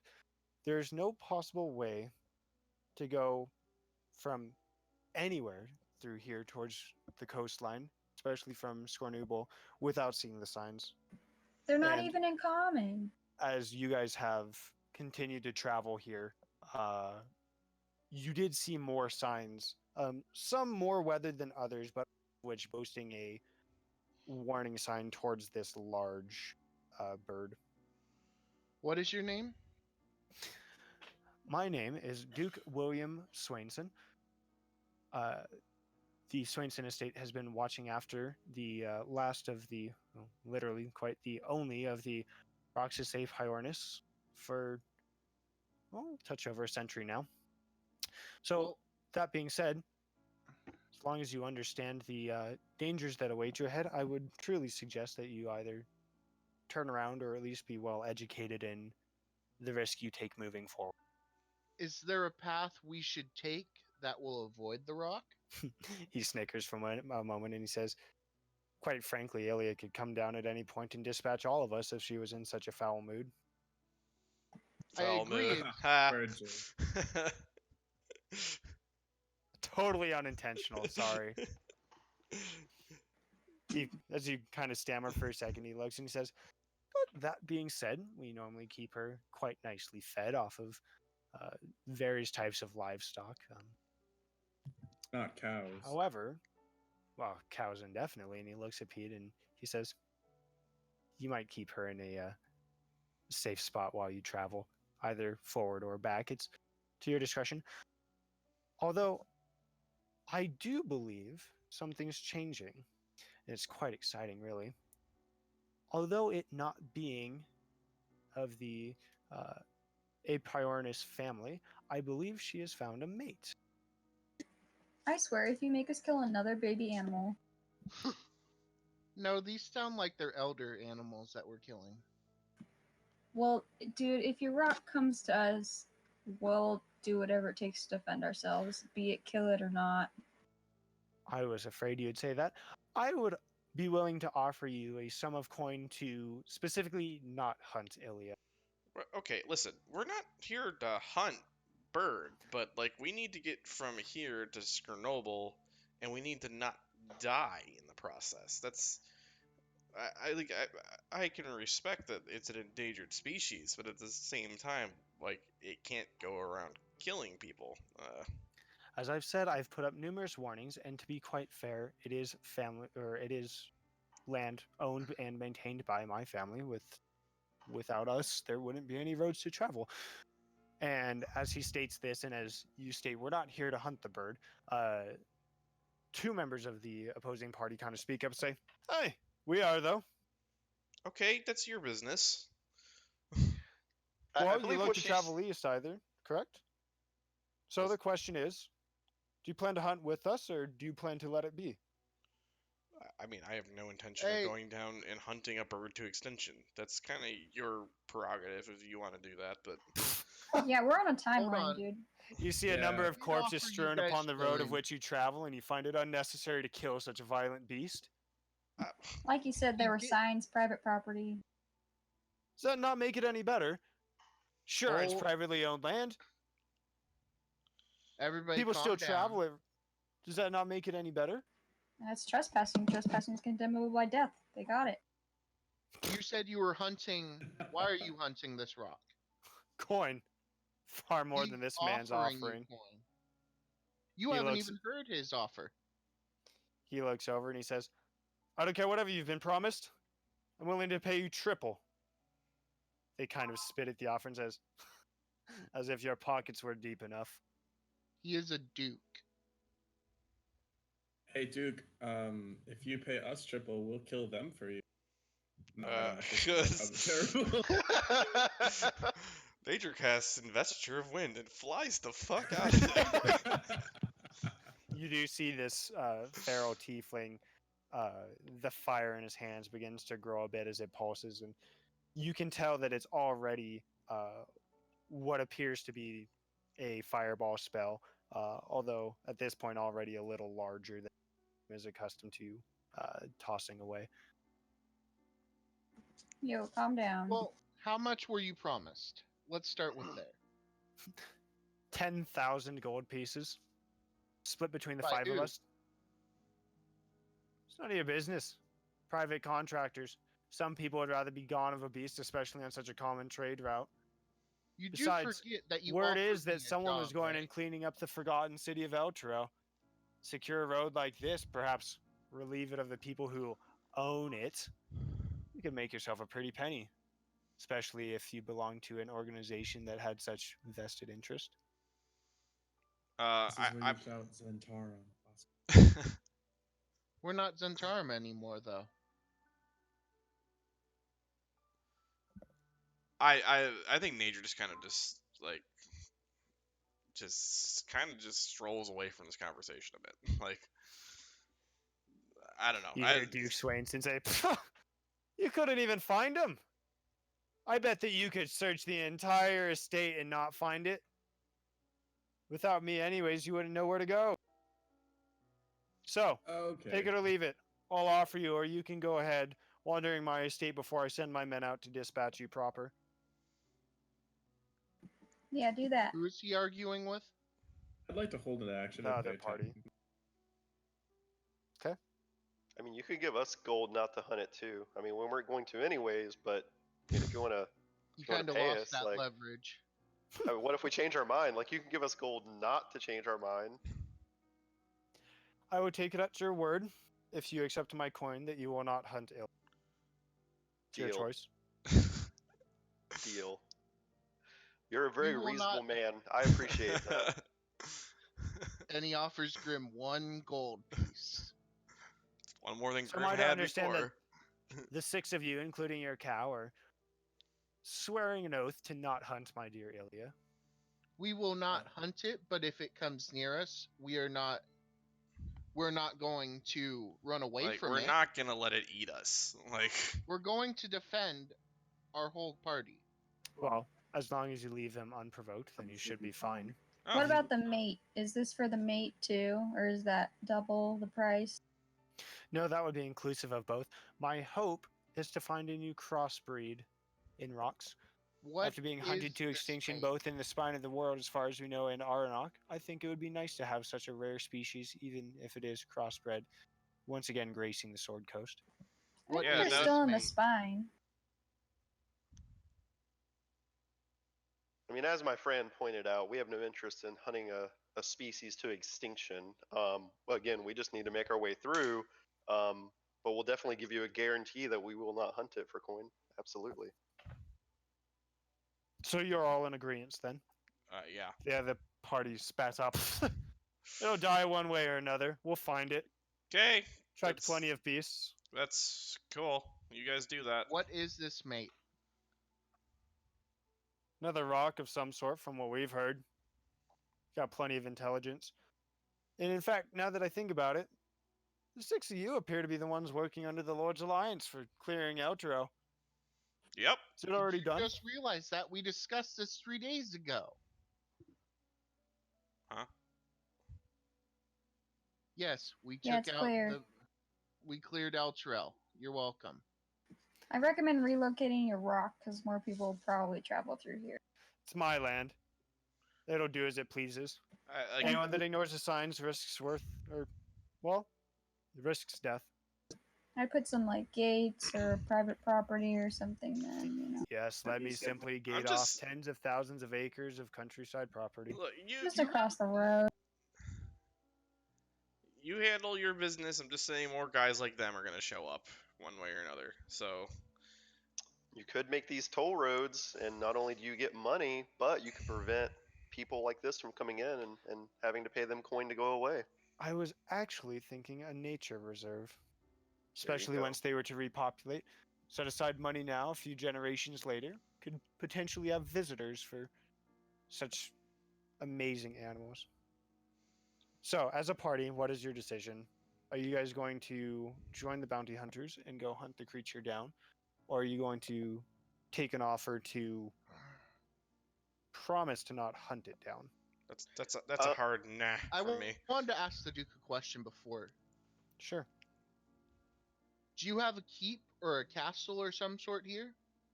A duchy, indeed. Isn't it pronounced Sorry. douchey?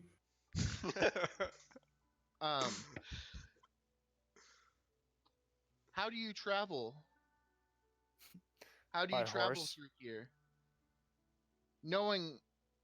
Being a duke in such high regard, I would think you'd have a teleportation circle in your house. That way you no, wouldn't do you know have what to those go through the- cost? To hire a wizard of such capabilities for a year straight without leaving your own estate? Ugh. I mean, Yeah, out of it would've curiosity, helped. yeah, a wizard that has that kind of skill, what would that cost? Like for a year of time? More would you than it's happen to- worth for a man who would rather not have incursions on his evidence. don't think you have a market here, Grim. Damn it. Like 20 gold. All right. Maybe someday. How much? I would like to accept his offer to not hunt the burb in exchange for money. How much is Before he we willing do to offer us? officially, yeah, I mean that too. But like before we officially accept the offer and figure out how much it is, do I know anything about rocks? Like, are they a violent species, or is it very much just a leave us alone and we won't kill you sort of bird? Make a nature check.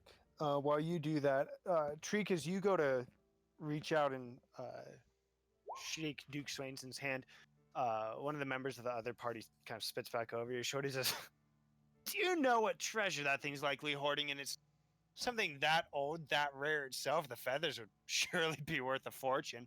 Anything else it hoards in such a large environment? Just imagine how many wagons of trade goods it's picked up.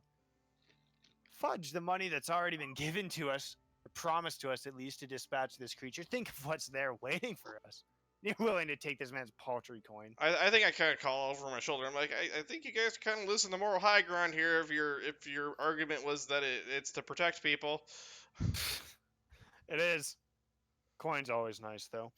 Hold on. With your nature check, for the most part, they're solitary creatures. There's always been a kind of like with griffins, where they will raid homesteads if food is scarce within their territory, but for the most part, they try to remain isolated. They're not necessarily generally violent, but if they feel like something is infringing upon their territory, they're more than willing to be. Okay. And they don't, I mean, like these guys are, it seems like almost under the impression this thing hoards treasure like a dragon. Like, would I happen to know if that's true or not? Like the occasional shiny thing here or there would make sense to me, but like, this thing isn't going to have like legendary artifacts that it acquired over millennia, right? This isn't like a. Not quite like dragons, but you never know. It might have picked up something that had a legendary item in it at one. Listen, it's hoarding whatever treasure hoard Andy rolled. Maybe. I rolled Here, it. Maybe you did. Fair. I'll Can say I I may guess? have I may have re-rolled it. I want to Wow, rude. turn back to these guys. Who's the one that's been talking the most? For the most part, it's the half orc with the great sword here and the rogue off in the back. You do realize if you want us to come with you, we're taking half of your money.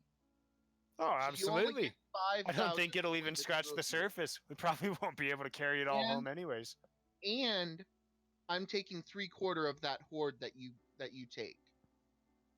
Because I haven't seen you guys actually fight anything. So I would just leave you to I would just let you 6 hunt it and get whatever reward you can.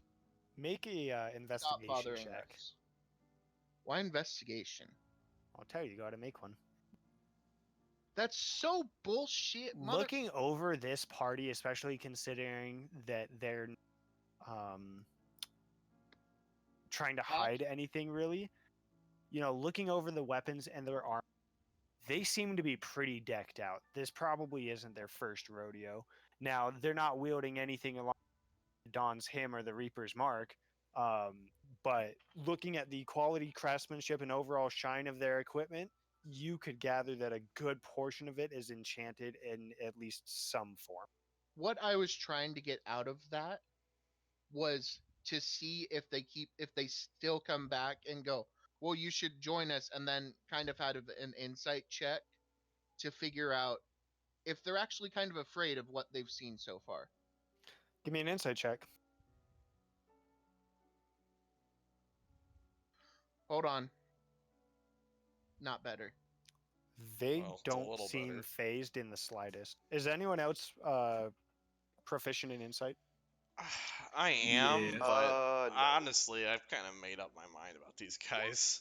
Well, that's no good. They seem like they're standing very strong and very confident. My insight is these guys are douchebags, and I don't want anything to do with them. Can I cast augury? Sure. Let me pull it up real quick. 'Cause I always It's in the chat if you want. Okay. Is this one where you ask questions? It's just one. You can only for use it good, one once. for bad, wheel, or one good and. Okay. What would you like to ask specifically? The course of action we are going to take is to not hunt the beast and proceed on our way. Definitely wheel or woe. Wheels. Never mind, guys. shit. Keep going. This is simply a party decision. I think we're not going to hunt it. Yeah, I you don't don't really have wanna do time anything for running. it, and it does not fall along my particular outlook on life to go hunt something to extinction that isn't bothering me. I just don't like these guys. Yeah, also they're douchebags, and I don't want to hang out with them. Okay. Is anyone opposed? Nope. I'm gonna So how much gold is this guy offering us? He is currently kind of pending a handshake with Treek, holding up what looks to be a chest. It doesn't look to be a chest. It is a chest, roughly the size of a briefcase in modern terms, I guess. And this is where Grim joins the other side and we don't see him again. This it looks like Duke Swainson is really he's gone through this before. Like he came packed with coin. He just All got right, so briefcases to hand out. Grim with his 20 intelligence is going to calculate the volume of a briefcase compared to the volume of a gold coin and figure out how many gold coins are in that briefcase. That assumes it's full. Yes, I'm going to ask him if it's full. Give me an intelligence check. Could be full of platinum. I could also just open it and tell you how much gold is in it. Just a pure intelligence check. Yep. 17. Without accounting for any padding within, or how dense the walls of the briefcase, the chest is to begin with. It could be holding a number of gems. It could be holding anywhere to 200 coins, depending on padding. It could be remarkably less, depending on how it's packaged, if it's stacked nicely. But at maximum, it could be a large number of gems or up to 200 coins. Or Let me any see. number of other valuable, So Duke, stuff like that. whatever your name was, terrible with names. Sorry, I'm intelligent, not wise. We know How that. much are you It was offering us? Duke William Swinson.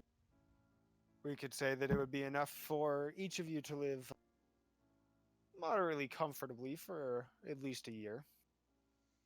So you crash at your crib. That would be quite counterintuitive to my capability. All right, I'm tired. I'm shaking his hand. Yeah, I believe we got to be on our way anyways. Let's say we take it and go. Okay. We are on a time crunch. Yeah, I'm like out of there. Like, Okay, Bosco, as you shake his hand and the rest of your party is all spare Treek, I guess, kind of departing off towards the east, he hands you a quite heavy, very well made wooden chest. And you guys are off. As you kind of make your way, continuing off to the east. Granted, you're still less than a day's journey outside of El Toro. You hear over your shoulder say, "You hear that? It'll be dead whether you joined us or not. It is wasting your time. We'll be happy to take your coin back to your prior contractors anyways, heroes." See you And later. you depart off. Stick my tongue out at I show him a finger. I'm not telling you which one. Thumbs up. I like it. Double birds, and then Thumbs down. as I'm riding backwards, horse saddle. Can I do detect magic on the chest or on the coins inside? Actually, Has anyone opened it yet? I did. Okay, how long are you waiting? How far are you traveling before you open this? First, I'm checking for traps, and then I'm gonna travel about 50. I'm gonna wait until we're about 15 minutes gone. 50 or 15? 1, 5, 15. Okay. Give me an investigation check. Finally, something good. It doesn't look to be trapped. It's a pretty nice chest, though. Is it locked? It Doesn't wouldn't be seem to very. be. It wouldn't be very useful for us as it was. I'll open it up. As you open it up, the first thing you see along the top layer appears to be some very flat, very thin layer of river rocks. Yep, Nice. it's what I thought. What are they magic? I moved the river rocks. Beneath a very thin layer of what are actually river rocks, but are very porous and very light, is 200 platinum coins. Hot damn. That makes Hot that math's damn. easy, guys. Everyone take 40. Is it Everyone take 30. I said 40. You don't have the box. No, I'm just kidding. I'll be nice. I'll hand everyone 40 platinum. Is anyone keeping the chest, or are you tossing that wayside? I'm holding on to the chest. All right, cool. Did I ever finish this? Yes. Look for Um, secret compartments. Yeah, I Might pass will by there tonight. anyway. Why would there be Pretty secret compartments in the bribe that we were given? I don't know. Wait, It's is it- cool. Okay, I and you do guys wanna are traveling actually on. look for secret compartments whenever we get done with the day. Why were there rocks in it? Who knows? Let's go. Can I detect magic and see what's up with the everything, the coins and the... Sure. They're coins, and it's a chest. I Nice, think he meant cool. the rocks. No, Can I I did keep not. the I did not mean rocks? the rocks. Yeah, you can keep them. They are. Oh, what's the name of the rock? Shoot. Is it a weighty It's like a chest? key. Damn it, I should ask that question before. Was it a weighty chest, Andy? It's actually a pretty light chest. Sorry. What is the name of that rock? No, it's not. Dwayne. This is the geology portion of the stream. It's Dwayne and I was actually reading about it. There's a very light type of porous rock that would be placed on top of chests, basically put as a false layer on top. So if someone was to go into it and expect to find something, with lack of intelligence, they would find a chest of rocks. Only if they were to dig through a little bit would they actually find what was contained within. So, Neat. I mean, really, Mine- Bosco could have looked at that, been like, "This is bullshit," tossed it to the side of the road, and you can have fun picking up 200 platinum coins. I think he's probably seen that before. Yeah, that's true. That's probably something. It seems that like a they can weird thing to do for chests you're using for payment, but yeah, that's true. He's a weird You're guy. also a dick. What if you got stolen Oh, from? he's a dude. All right. Kyle, what is it that you're typing? Because you've been doing it for a while over there. Oh, I'm so sorry. Yeah. I'm gonna get going here. I'm using push to talk, and it inserts in a backtick every time I do it, and if I'm accidentally in the chat log. Nice. Yeah. So, as you guys continue along the road, the rest of your day is fairly uneventful. There's a few patches of woods that you Sorry, keep going. I'll do it after. There's a few patches of woods that you guys kind of have to walk between here and there. There's almost a breeze that goes through the woods at points, and it kind of wisps past you, just across the path and into the woods on the other side. And glancing one way, just looking the other, you don't see anything that bothers you, and you're able to pass by almost as if something was watching you. But you pass through without complication, and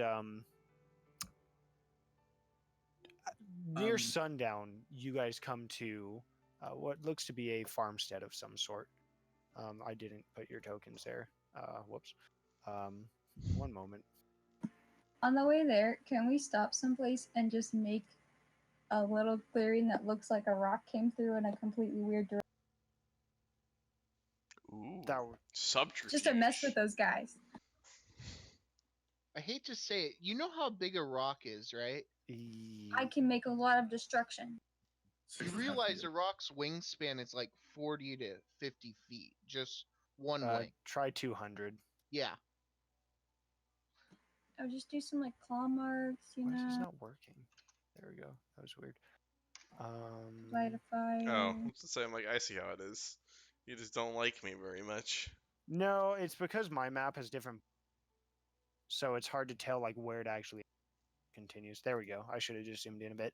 I mean, you can. It would literally like you would. This would be borderline deforestation at some points, and otherwise by hand plowing out large portions of road. But you can think make what Treat look would like be claw good. marks at certain points, going different directions. Nidra sits here as you're literally digging out large Yeah. trenches. Nidra just starts making different arrows that point around the road, all of which end in what looks to be where Bosco is drawing a set of hands, both flipping the birds if they were to follow the path of arrows. But Sure, anyways. that's what happens. While like we were it. traveling, I could see that. I mean, sorry, what were you gonna say, Treek? I said while we were traveling, you mentioned that you felt like we were being watched. Could I use, Seems like it. if I felt that, could I use my, I can't remember what it's called, but it's like, see if there is a type of creature within a mile of you to Sure, see if we're find being it. watched. I mean, I know who's watching us. Shady John, or the, or you mean the, No, I think it's probably just agents of the person who just handed us 200 gold or platinum coins to fuck Oh. off. could be, but I'm gonna look for.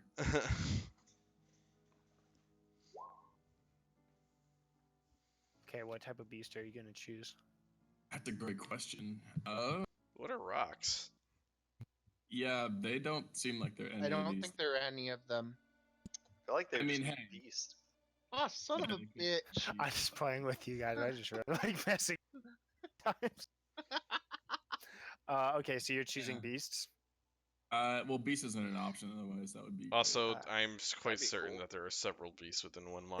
I was getting that's what I was Yeah. gonna say. Is there's a Yeah. lot of beasts around here, but I'm just gonna say dragons. Are there any dragons nearby? following creatures are within 1 mile of me or 6 miles for favorite terrain. What's your favorite terrain? Forest and coastal.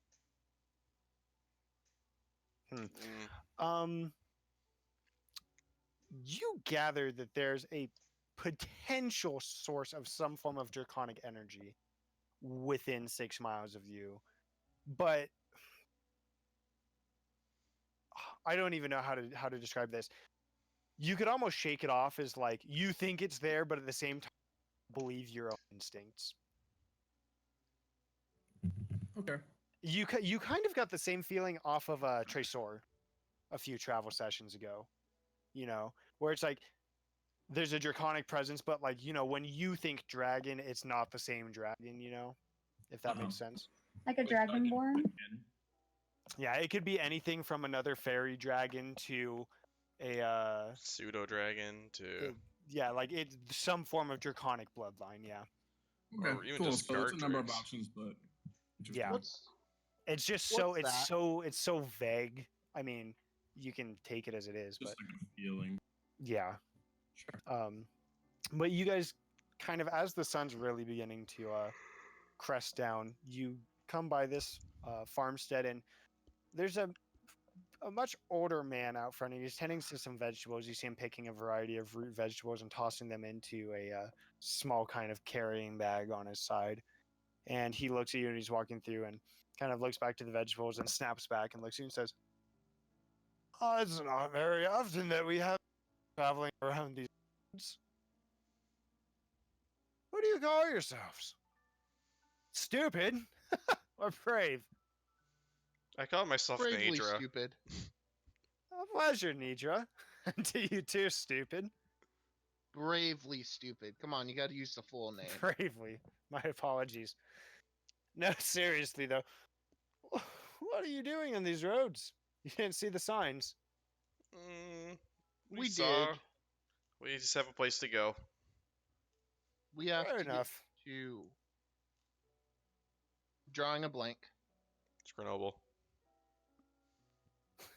Thanks, Nidra. You have a way to go to Skernoble.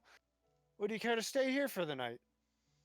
I have a spare bed that I could offer, but beats being out on the road, I would imagine. Any hay?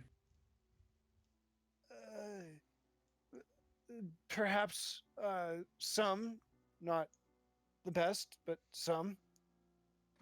Does the rock not bother Crosswords. you? I don't bother Ilya. Ilya's been here for quite some time, longer than me. I let her do her thing, she lets me do mine. Sometimes she'll even come by for a head of cabbage. Oh, wonderful. Lovely.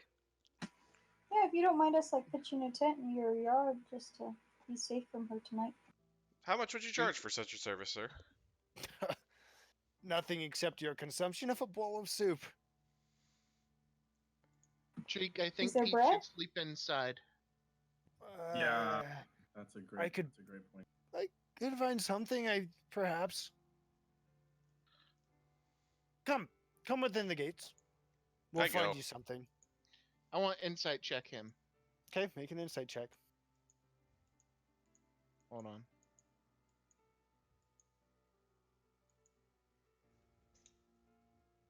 Grim, you staying there? All right, I'll see you in the morning. He seems pretty genuine. You get kind of the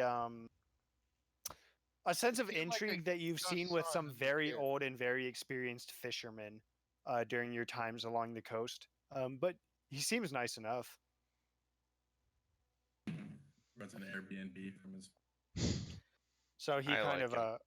opens up the door into his very small homestead. What you guys see is within these very small walls. I mean, you saw the few patches of gardens outside, but just these very short kind of cobblestone walls. A few buildings, one of which you imagine to be his house. This one down here, which you wouldn't be able to see, but you can see it's kind of a storehouse. But it's very modest accommodations. But, for him, it's probably plenty. Oh, this I'll map picture a is 10-person screwing tent. up. But he steps into his house and leaves the door open behind him and starts lighting a few candles. Be chill. Hey, Grim, would you mind setting up a little hut, maybe, for the rest of us that don't fit in? Yeah, I'll stay out here with you guys, and we can set up a little hut. Oh, thanks. I follow him in. He's But we can being go a, in there for now. Yeah, but soup when He we're- is a first. most gracious host. Bring Treek, or bring Pete. Alrighty, come on, Pete. So as you guys walk in, you see a fairly small but serviceable splintered wood table, 5 similar chairs that were matching at some point but are far too weathered now, and what looks to be pieces of a chair kind of next to his fireplace, but it's been broken and torn apart, placed with other bits of firewood. You see a small cabinet off to the side, which boasts a few plates, very mismatched. Some are nicer, but some are nothing really more than a carved slab of wood. Same goes for the silverware. And above which is a small pantry, a few pieces of, a few small, very rustic pieces of bread. And from this, he grabs a ladle and walks over to the fireplace in the corner and stirs what's a fairly small pot of soup before drawing some out, looking at it and considering it and placing it back in. And he says, "Well, dinner will be ready in a few minutes." Pardon me, sir. This chair over here. Did you break it down for firewood, or are you just using it as firewood because it broke down? Broke down. Huh. It's things were made to last, but everything has an expiration date. I kind of like, okay, that's fine. I grab a chair and I kind of like pull it over to where it is, and I sit down and I kind of pick up the pieces, and I'm just gonna quietly off to the side start casting mending on it. Okay. He takes a seat at the table and he starts going from the table. He sets out glasses and a couple bowls and very poor quality spoons, but they'll work. And he goes back over to remove the soup pot from the fire, and he looks and he says, "What are you doing? What are you doing to the chair? Is it coming It's together?" yeah, I've been working on fixing things. It's it's something I've picked up over my travels. That's wonderful. You might not be old enough to know, but quite some time ago, people used to use magics just like that for a number of things. Yes, that's what I hear, and I always thought that was a strange thing, and more these days I'm thinking that's not so strange. I would agree. Seems that someday it would be best to return to the past, but perhaps once everything balances out and becomes more stable. You see him remove this soup pot from the fire, and as the rest of you are seated around the table, he goes from one bowl to another around each of you, and serving clockwise around the table, skipping his bowl, serves each of you a generous helping of soup into your bowl, and a very small, he had to divide up bread for each of you, but you each get a good portion, and empties out the pot before returning to his place, and puts it back over by the fireplace and sits down and kind of pushes the empty bowl away from him and looks over and says, "I would love to hear any stories that you have. It's not often we have travelers." Um, I think I sort of sit down and I'm like, tell you what, story for story. I'm sure you got some good stuff too. Deal. You first, though. Um, I think I'm gonna tell him the story of the Griffins in Luskin. Okay. What do you The tell him murdered about it? baby griffins. I think I tell him about griffins that have roosted in the town and how uh, they terrorize the town. I tell him that we were contracted to help deal with the problem and how we did. Um, I think I kind of I don't know. I focus on the fact that it was in civilization and that the attacks were mostly unprovoked. Um, because I want to specifically distinguish it from the situation with the rocks here. And as you tell the story, you can tell he grows a little he's a little discomforted by the story, but at the same time, as you specify these things, he's an aged man. He understands the difference, and it's his objective thoughts of it being a good thing versus a subjective of being around it, within Ilia's territory for so long that kind of conflicts within him. So let me tell you, long, long ago, when I was a child walking around these farms myself, it wasn't so peaceful. Just over 100 years ago, number of travelers, soldiers, numerous men of arms were traveling to the northeast towards the Sunset Mountains. Now, I would do my best to feed them, house them, but when we're talking dozens of people, there's not much you can do. However, some of them were willing to share stories with me as well.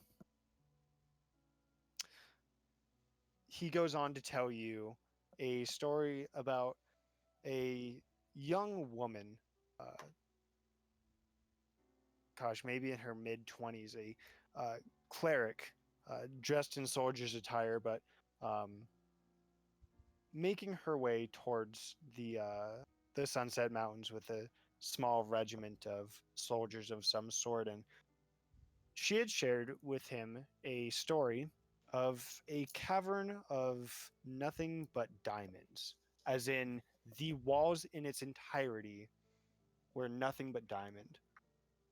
And he had brought up to mention, as a child, of course, all of these curious questions about how could it be and what do they do and what magic does it perform. And she had specified to him that it worked as a place of greater resurrection, a place where common necessitated items for ritualistic spells weren't necessary, a place where souls could be drawn back, perhaps long lost friends, old pets, as long as someone had enough faith, they could reach out to them. Who else wants to share a story? Could I ask a question on that story? Sure. Granted, this is a super old guy whose memory is fading. Yes. Were they heading there at that point? To the Well of Dragons? No, you said.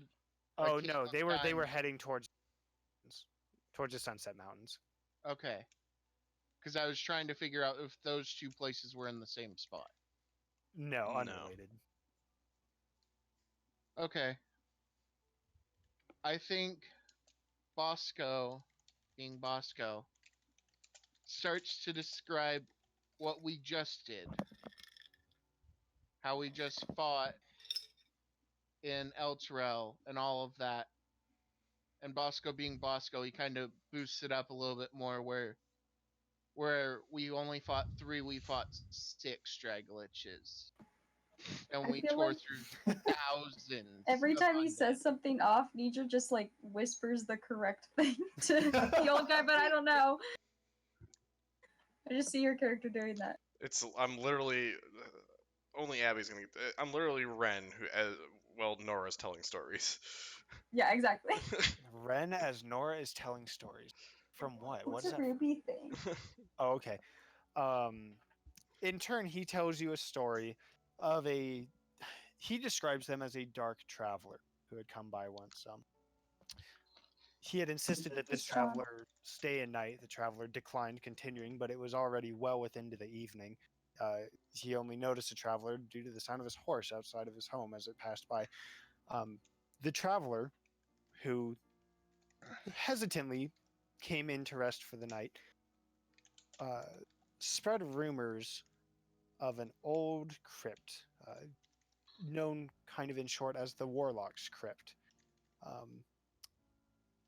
He goes on to talk about how at one point in time it had been long abandoned by a more than powerful necromancer.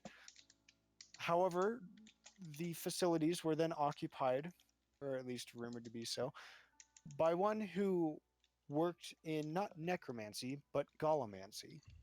One who would construct living entities out of otherwise innate objects. The Warlock's Crypt is northwest of Baldur's Gate and southeast of Waterdeep along the Sword Coast, almost smack in the middle. Hang on. Okay. I'm gonna need you to repeat that in a second. Northwest of Baldur's Gate. You'll see it South- on the overall map. It's right by the Trollbark Forest. Is it southwest of? Southeast. It's between Waterdeep and Baldur's Gate. It's actually almost straight east of Mintar. Are these our endgame quests? Maybe.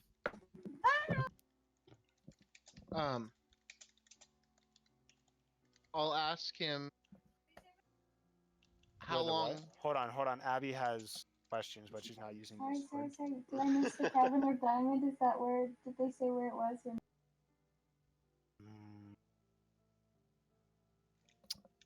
Considering his memory is fading, although decent for his age, he recalls it being somewhere either near the Star Mountains or the spine of the but he's not quite certain. He's seen a number of travelers over nearly a century, and he's heard a number of stories. So, who else would like to offer him a story? I wanted to ask him a couple questions. Sure. Does he ever get out? He seems pretty solitary. He's too old to travel, lives alone, seems to tend to his crops and enjoy a peaceful life. And when was the last time he saw someone make it this far? Or That's a good question. His last recollection would probably be of the butchered. sorry, you cut out. Probably of the merchant groups that you saw butchered. Okay. I don't know. You could say, I mean, actually earlier today, but obviously they didn't stop for much. Maybe yesterday. Yesterday sounds about right, actually. Okay. Okay. Who else has a story to offer? I could tell him about the time that we ran into doppelgangers. Like one doppelganger led us into a house with another doppelganger, and how we had to deal with that. And and I definitely mentioned the part where Nitra went unconscious after one hit. She just immediately fainted. Listen. That was a highlight. God, I forgot that happened then. That's incredible how often that's happened. I'm sorry. Mean, Richard. it happens a lot. It's okay. It's just the way that the character is built. That's how do you embellish it? I'm telling you, that's the point. That's the focal point of my story. It's Okay. like, oh yeah, there was a person, they came to the market. We went to their house, whatever. Oh, and then that time where she got one shot. Oh, and then we, kicked. There were two of them, and we eventually dealt with them. I guess you could embellish it with a little bit of like what they look like, but I think I don't really remember. Let's see. He in turn provides you. He tells you, being intrigued of you as a ranger and your stories, about rumors of a city, unlike any, not Siri, unlike any other. In fact, this one submerged deep within the trackless sea. He says that he once had an older man, much like himself, or at least he seemed to be, seemingly dripping with seawater wherever he walked, who shared stories of this underwater city inhabited by a variety of humanoids, mostly aquatic races, one of which he states to be Triton. Says it's a city made of gold, gems, and coral, all intertwined, similar to elven make in architecture, very, very ornate, very pretty, somewhere deep within the trackless sea. Now, the most interesting part is he mentions that at times it's rumored that there's a bubble of air that encompasses the city all the way on the ocean's floor. Who's next? Oh, and actually, hold on, I need to roll something. That's good enough.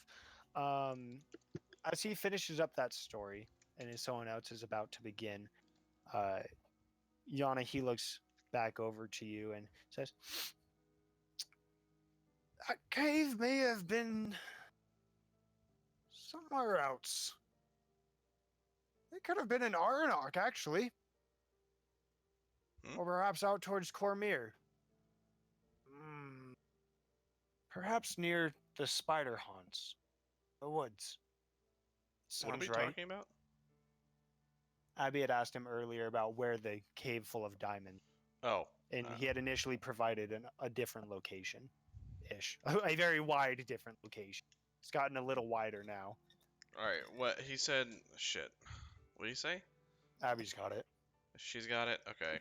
I've been Star taking Mountain, notes. Spine of World, Karnak, Comir, Spider something. Good enough. Who's next? Grim, why don't you regale us with one of your stories from before we met? Yeah. Improv, go! Instead, I can tell you a story about a magical artifact, if that would pique your interest. Okay, sure. Well, shortly before I met these fine folk here, I was on the trail of different magical artifacts just to kind of aid me along my travels. It's a bit of a hobby of mine, you see. Well, I actually got a lead that took me to the town of Candlekeep, where I met a fine lady that had more information on this artifact, and coincidentally enough, it's actually what brought me into this group. It kind of brought me into the fold. We went into the College of Candlekeep. We went to this magical dorm room and solved a lot of puzzles and had some good times. And I found this, and I'll take out the sword and kind of activate it a little bit, and there's like booming energy around it, and then kind of sheath it again. Hey, that's where that sword went. And then I'll just kind of laugh to myself. Yeah, I saw him steal it. Mine's still cooler, and I'll pull out my sword. Or just summon. Yeah, so you summon in front of the frail old man from the ether a great sword of light in his small home at the dinner table. And then I put it back like a flicker. He didn't even know. Could have been a vision of him. That's how Roll the for old heart stranger attack. had a heart attack and died. And we got his property. I think on a 100 he has a heart. Please don't kill this old man. Okay. Okay, far from. He's quite He's good. quite sturdy and constitutional. Okay, he, as you kind of show this to him, he says, "Believe it or not, across my years, I was given two, or perhaps less artifacts and more trivial items, but still useful nonetheless." And who's proficient in perception? I am. Give me anyone that's proficient. Give me a perception check, please. Hey, Andy. Yeah. With Jack of all trades, does that mean I'm proficient basically in everything? Because I know that's how we do it in No, Critical you take half your Role. proficiency in everything. No. I mean, whenever you ask. Uh, Because I know how that's how we do it, how Sam does it, but that's interesting. I actually like that. Yeah, that's fair. I have no problem with that. Yana and Bosco, the two of you, as he's talking, you hear the slightest grumble of this man's stomach. Yana, you see him take a quick glance back down at the soup bowl, which he hadn't filled earlier. But he goes on to tell another story, and he says, "Perhaps one of the strangest travelers I had was a man from Cormyr himself. Or perhaps it was Arnok. Regardless, he carried not one but two curved swords, scimitars, I think they were. Called himself a blade dancer. Kind of shook it off, fed the man, gave him sleep, and during the night, we were robbed. Or he would have been, at least it wasn't for him. He is more of a dervish than a swordsman from what I've ever seen. I guess the name Blade Dancer holds some merit, but before I had known it, 14 bandits were strewn across my lawn. Turns out blood is good for roses and melons a lot."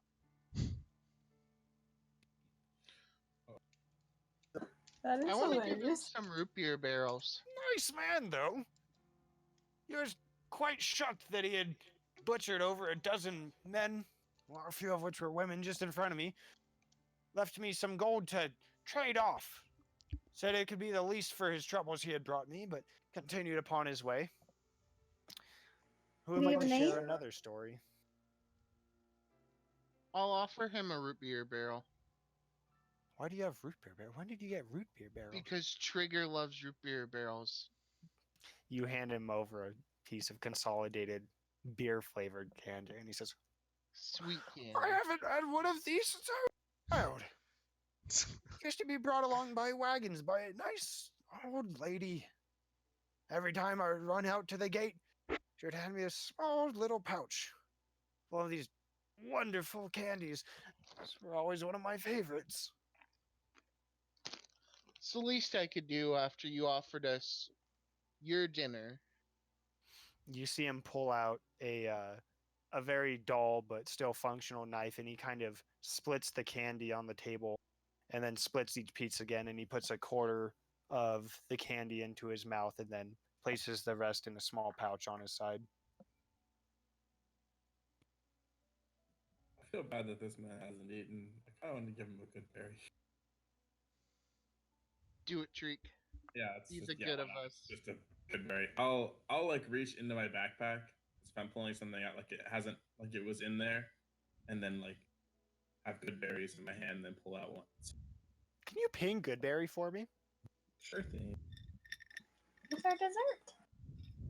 Oh yeah, dessert. A full day's worth of food for.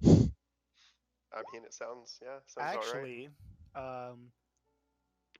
and the berry provides enough nourishment to sustain a creature for 1 day. Sounds So like dessert to me. you hand you hand this berry kind of across the table to this man, and he takes it up. He says, "This looks tasty. Hope it's not spoiled." And he takes a bite of it, and you see his eyes go wide for a second as he sits up a little straighter and looks a little less pale. And he looks at you and he says, "Those are delicious and filling. It's more filling than anything I'm used to." I Yeah, wish you're gonna I have could learn this- that trick. Yeah, that'd be nice. Who's got a Sorry. story? We can do this as long as you guys want to keep playing.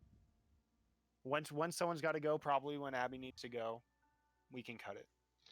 And anyone can log off as they want to.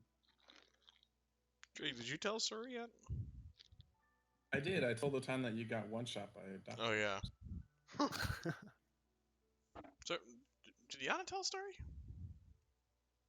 No, Yana, tell a story. Come on, Yana. don't. I'll throw a good berry at I'll catch it in my mouth. Dex check. everyone. Saving throw check. That's a Check. good way. I feel like I miss it, Smack and on then the Pete catch. forehead. I'll throw another one. I have 8 more, so. You are tossing these berries, which his old man just reveled in across, hitting the barbarian in the head. Got it.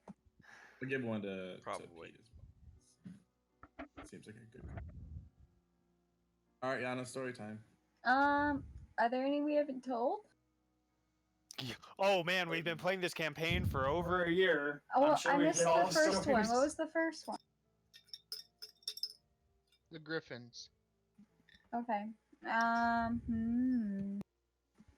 think I will tell him about Thrognir. Oh, that's a good one. Just like how crazy he is and his bar, and He doesn't have a bar. We have a bar. well, He he's has- there now. Percent of a bar. He sits there for a second and he says, "Thrognir, Dragonbreaker. It's gotta be the same one. Old crotchety dwarf. Doesn't care for people much. That sounds like him, but I never heard of a dragon break. That's his last name. Oh shit. Yeah, that sounds right. It must Yeah, I be the saw him same. sign the documents. That's what it was. In fact, he stayed here a number of years ago. A few decades ago, I gather. No mistaking him, though. Can't save idiots who don't trust magic themselves. He was an interesting lad, to say the least. You could say he's nearly as rare as a unicorn. Speaking of which, he had told me a story once himself, over the same type of vegetable soup. Story of unicorns and other fantastic beasts. And where to Once a find year- them? Damn it. What?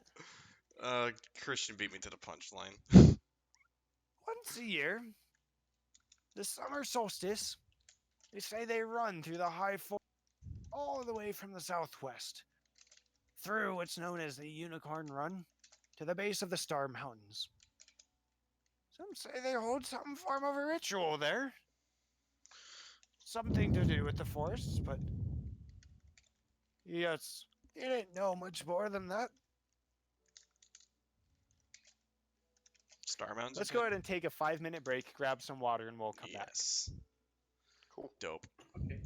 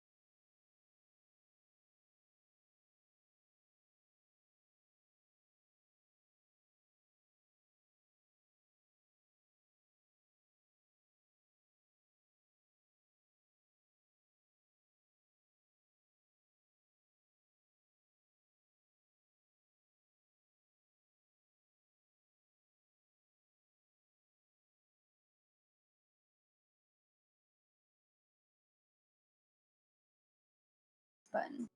All right, I'm Yeah, on I'm reading on stuff. push to talk too, and it's not a big deal for me. Who else would like to share a story? Anybody got anything? How about anything from backstories? This is a good time if you want to. I was actually gonna do that, but It's too sad. I mean, I shared don't- part of mine. It's true. I guess no one besides Andy has heard the story of Nature before. But I wrote a really I good would thing here. think that you would tell Yana. Well, no, Hasn't come up yet. I mean, literally, like players at the table. Like, I don't Yeah. think anyone has actually heard Nature's backstory. Go for it. Tell it. Go. Oh, Wait, let me get my Nature page. I'm just gonna literally read the thing that I wrote at the, before we started this campaign. Go for it, dude. Because I think it was actually pretty well written. Nature hails from the small fishing village of Chillwater, located a few dozen miles inland from Waterdeep along the Darrison River. Nature grew up with a fairly ordinary life. Her father, Kel, is a talented fisherman and a long line of fishermen and makes a better living than most in Chillwater. Her mother, Tess, also comes from a fishing family, though her parents were a little more enterprising, part of the guild that controls much of the fish trade that keeps the city of Candlekeep fed. Tess had the privilege of browsing the vast libraries of Candlekeep and holds being well read as a virtue of the highest order, one that she does everything in her power to instill in her children, despite most of her neighbors thinking it a lavish luxury that holds no value in Chillwater. Most outsiders would think Tess foolish for marrying below her station, but she has all that she values and then some with her family in Chillwater. Nature is the oldest of three children, the other two being a 15-year-old brother named Eamon, who quickly followed in his father's footsteps, and was quickly following in his father's footsteps, and an 11-year-old sister named Mela, who is lingering in the in-between phase where a child is a child and where they need to start contributing to housework in a meaningful way. Nature always thought it was funny that the weather always seemed so fittingly appropriate in her most vivid memories growing up. She remembered how the lightning cracked and the thunder roared in the time when with her enraged yells the day Eamon broke the head off her favorite doll when she was 7. The way the sky wept with her for hours the day the family dog died when she was 11. And the way the sun beamed as bright as her smile on the day of her first kiss when she was 16. Then there was the day she broke up with the same boy a few months later. Nature felt isolated and alone as she had ever felt in her life, and the sky greeted her with a brief flurry of snow in response, in the middle of summer. The citizens of Chillwater marveled at the strange weather. The wannabe weathermen of Chillwater would distribute bogus theories about the strange winds from the spine of the world, or the funnels from high in the clouds bringing a burst of frigid air. But Nature knew enough about the natural sciences to know better, and knew in her heart that the clouds had heard her call. The realization that she had power over the arcane both frightens and fascinates Nature in immeasurable ways. Despite her fear, Nature committed herself to conquering the power, but also to keep it absolutely secret from everyone. A couple months passed before she came to the conclusion that Chillwater was no longer a suitable place for her to study. The knowledge and variety were lacking, the people too familiar to not notice Nature acting strangely. Nature left a note. She cited her breakup as too heartbreaking to face every day at home, and that she felt that she needed to travel the region to find herself like her mother before her. She would spend many nights laying awake wondering if her mother had blamed herself for sharing stories of her travels as a catalyst for driving her daughter away, but brushed that aside as Nature was positive that the truth of her illness would only hurt more. As you recall the story of your childhood, this old man looks towards you and says, "You said Tess and Kel River Hunter. Correct? I thought I had seen that cloak before. They had stopped here some 20 years ago, too. I assume you know your mother to be a sorceress. Well, I do now. Do you know your father to be an accomplished fencer?" Had not heard that one, no. Huh. He looks over at your cloak, and there's a small hole born in the side, kind of down towards your abdomen, and he looks down and says, "It was just outside. They had come to a disagreement one day. Seems to me they were traveling from the College of Kandoki to the Sunset Mountains to do some documentation dragon, studying those effects of the arcane post that sailing of. Well, we shall mention her name. They came to a disagreement out front. Seemed they had a way of settling disagreements. Two of them. Each of them had drawn a rapier 10 paces away from the other and had begun to duel. It's quite exciting. Though your father ran your mother through the side, put a single hole just through her cloak. I don't think I had ever seen a happier couple. Pleasant to have for the time they stayed here. They continued on after a single night as much do. Cloak's unmistakable, though. Shifts to and fro, scenes of clouds and sunsets and sunrises. I thought I had seen it somewhere. As you mentioned their name, must be the same too. Got a wonderful family, you do. You should treasure them. Well, I can only hope that I still have one. Who's up next?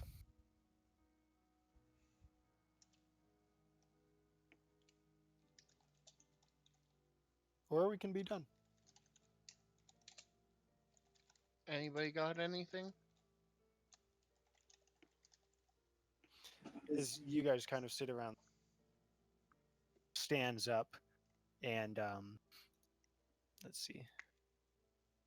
Hold on, I got to get back to your guys' map. He walks into this room just down here, and kind of comes back out with a small kind of cloth sack, and from within he pulls some dried out hay and straw and feeds a little bit to Pete. It's not quite what Pete's used to, but seems edible enough for a cow. He gets about halfway through this sack and he kind of folds it over and fluffs it a bit and returns it into his room, walks back out and takes another seat at the table.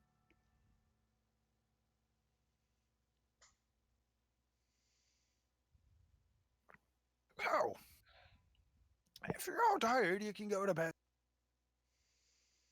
Sorry I only have one extra bed, but I'm sure that it can be of use to one of you.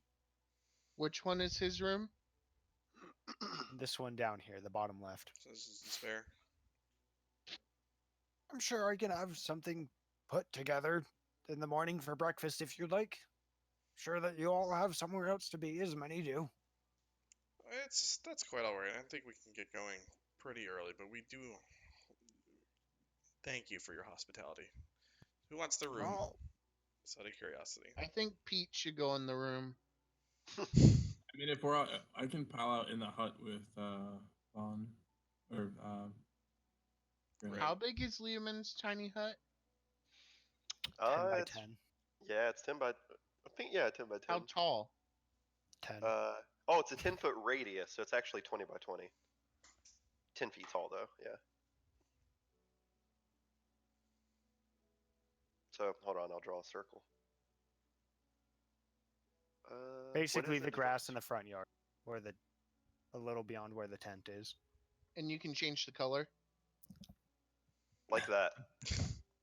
These are the important questions. I think my tent's better. Well, no, that we're still using your actual tent, but we're using just this aura that goes around it. Yeah. And you can change the color, can't you?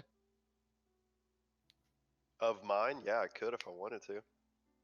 You should make it the color of the plains. So the rock doesn't notice his shiny orange thing. Oh no! I thought you meant the like roll 20 color. No, the hut is invisible. Is it I don't actually? think it's invisible. It's not invisible. I think it's like I think you can see it, but it like you can see through it. I don't remember the term for that. Here, ping it real quick. Like it's like I'm a natural almost camouflage positive- type of deal. I'm Let positive me it- see. It says that you can change the color. Make it purple. We don't want it to be. Oh no! You're actually right. I was thinking of the Wall of Force Dome. The Wall of Force Dome's invisible. No, you're right. This one is opaque, and I can Yeah, pick the color, there so you I go, can just make it opaque. the same as the grass. Yeah. I'm Um, trying not to be noticed by a rock. Yeah. No, I mean you're roof right. being Yeah, green I would was be helpful. I was thinking of my wall of force dome, which actually kind of works very similarly. And it's invisible. No, this one I can make colors though. Yeah. so who's headed where? I'll take the room if no one else will. I want to talk to Treek outside.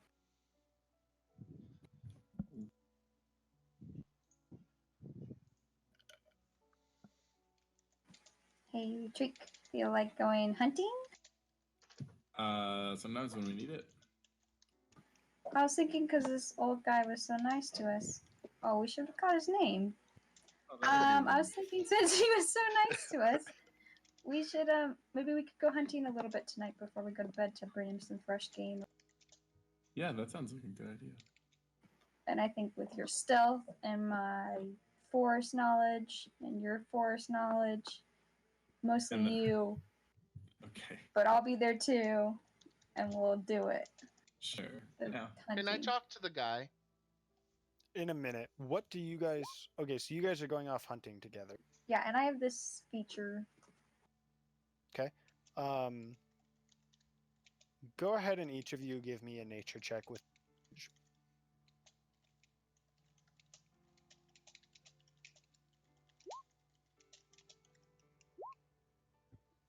Okay. So, looking about, there's a short jaunt over to what appears to be a set of wooded area, or there's the plains. Which are you guys going to hunt in? The wooded It's area wooded. would give me proficiency Okay. would allow me to collect twice as much food as a normal person.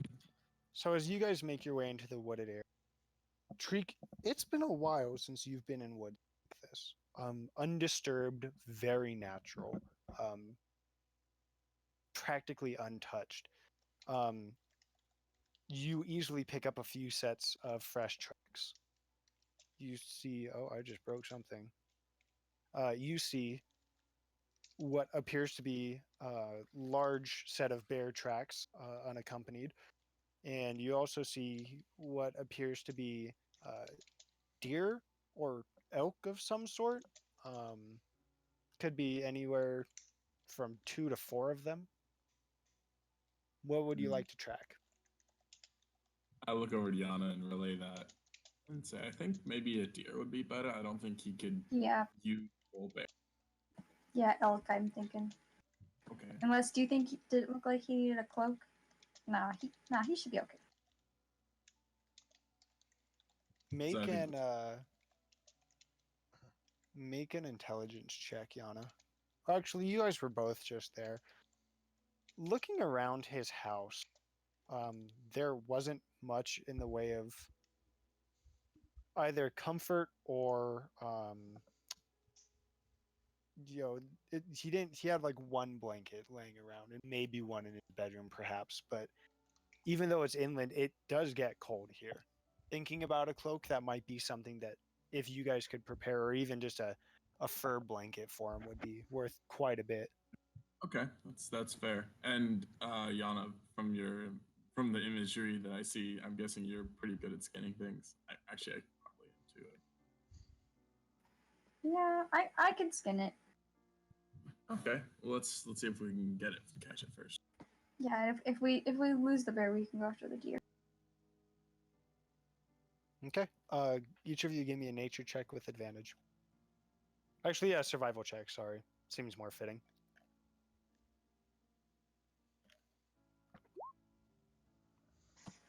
What the heck?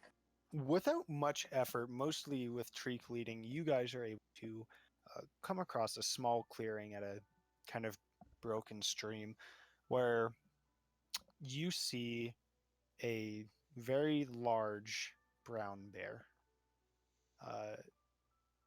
It looks to be well in its years. You see a number of scars and spots where the fur is starting to fade, and as you look at it, you see its nose is quite dry, no longer young and spry. All right, so we're not It's killing not a baby. babies. Yeah. We're good. We're good. All right. Do you want to circle around and then we can get it from both sides? Yeah, I think that's a good idea. I think you're quieter. Yeah, you that's guys fair. are, between the two of you, quite capable of dispatching an elderly bear and cleaning it and preparing the meat before returning. Is there anything else you guys want to do, or can I bounce to the rest of the party? I personally, I think between the two of you, I'll be Yeah, unaccomplished. You know. Yeah, and if we could just get some like rabbits or some berries and stuff on the way back. I have 3 hunting traps I could set up throughout the night. I think that perhaps snaring a rabbit while finding a variety of berries is more than reasonable. Cool. We're good. Okay. The others of you, while they're off doing that, what are you doing? I think hearing stories about mom and dad that I haven't heard before, I think I just sort of hole up the room and bust out my mom's journal for a little bit. Just start flipping through it. Okay. What do you want to know about your mom? I guess the involvement Kel had in her life as as a sorceress is something that I hadn't really found before. I think I want more information on that. How connected they were on each other as far as delving into the arcane. Okay. At what age? I think around the time that this guy's describing. Okay. So they're in their 20s, right? Roughly. Mid 20s. You begin flipping through these blank pages, and at one of them you feel this arcane sensation, and your vision is taken over for a few seconds. What you see is a few flashes of a quite well-off young man in his early to mid 20s and a very pretty Tess, both back at the College of Candlekeep, one of which is diligently studying away at a grove amidst the trees, another of which is off on vacation, perhaps courting. You see them flirting a bit and talking a bit, and then the vision changes to a familiar, perhaps newer looking dining room table at the time, which they sit next to each other, and a man in roughly his mid to late 70s sitting across from them as they share stories, each of which you notice, not the old man, but both of your parents, wielding ornate rapiers, perhaps not the type suited for combat, but useful for something like a quick duel. You see them discussing a story, and they come at odds with each other for a brief moment, debating over what's true and what's inaccurate, and they step outside in a huff, just towards sunset. They stand, turn 180 degrees with their backs to each other, and they walk 10 paces away from each other, and they begin a duel. It's fairly balanced for a good 20 seconds, actually, quite long for a duel, before your father, Kel, pulling his blow ever so slightly, glances through her cloak, off through the side of her abdomen, a familiar hole which you've seen. They come back together after the duel, resheathing their blades, and look at each other, and Kel tends to Tessa's wounds and quickly bandages them. Very superficial, nothing life-threatening in the slightest, before they walk back in. Now, as you stand as an observer here, almost not in their eyes, but just watching, you see a familiar-looking old man just glancing from a doorway and smiling as he sees these two taking care of another before they walk back in to head to bed at some point. And you regain your vision. Abby, could you go check on the dog, please?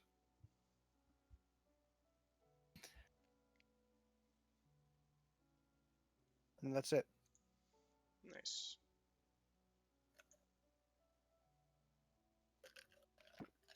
What about you, Bosco? What are you up to? Oh, I just wanted to talk to the guy, see how long he's been here. This was a family home. Did he ever get out anywhere? Just questions like that. was raised here for quite some time before going. Had my own friends, my own discoveries, my own adventures, my own treasures.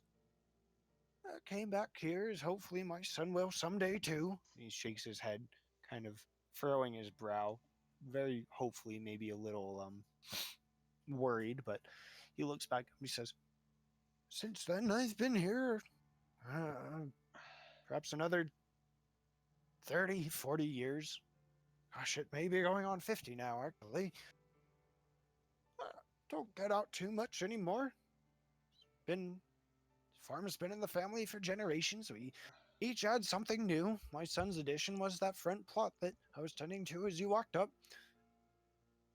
But someday I'll be gone, buried deep within the dirt, and he'll take over, and he'll tend to this road, and he'll help tend to Ilya as well." That's really interesting. I'll get out my sack of root beer barrels that I saved, and I'll give him the bag, and I'll say, "Here, something that you can enjoy as you grow old, waiting for your son when he comes back." I didn't mean for it to sound like It that. sounded super weird. He kind of shrugs it off and he says, "It's okay, he'll be back. I'm not worried. He was more than able to handle himself. Oh yeah. Quite talented with the bow, he is. Nonetheless." What's his name? What I was guess that? I'm not there. I would Yeah, say you're what's not his there. name, but I'm Yeah, not sorry, there. you're not there. Fine. What was his name? What's his name? His name's Jack. Quite simple and plain. His father's father, my father, was a lumberjack. Since he was long gone, I thought it might be something fitting to remember his by. I get it. It's modest, but it brings me comfort, and someday, hopefully, it will bring him comfort. He recalls both he and I. Did we ever get his name, Andy? No one ever asked. Okay. Then that's the next question. We've been so impolite. We've heard your stories, we've shared our stories, but we haven't gotten your name. It's no problem at all. Some people wish not to share their names in the country. Blame them. Tyrus. Now, my name has been shortened much over the years, but now I just go by Wolf. It's a nickname given to me by a few people as they've passed on. They've said it's quite fitting. Hair goes gray, body frails up. Still quite a bit of wisdom left. They said it's a more than fitting nickname, so I've gone with it. Well, nice to meet you, Wolf. The name. A pleasure to you. My name's Philippe, but everyone just calls me Bosco. Oh, it's a pleasure then, Bosco. Yana, what are you doing? We're hunting. Oh, you're gone. Sorry, Grim. Killing bears. I think I was outside with Treek and Pete. Treek and Pete went off hunting. I was Okay, so you're there with Pete. Pete stayed behind. Oh, okay. Yeah, I thought one of them. I was gonna say I thought one of them stayed behind. So what are you two up to? You're just hanging out? Yeah, Grim's stuck in the circle. I mean, Okay. I could always just like recast it, I guess. So, Bosco, you're standing out front as well. Ingram, you see this too. You see both Treek and Yana reappearing with a what's not quite finished, but basically just needs to dry out and be tanned a bit in front of some fire. A nice bear rug blanket, or blanket of some sort. Large amounts of meat, a few large bear bones that would make for a great soup stock, a variety of berries, and a small hare. And that's where he tells you he's vegetarian. I was wondering The about that. veggie. Yeah. That's where he says he protects the bear and he has a name too.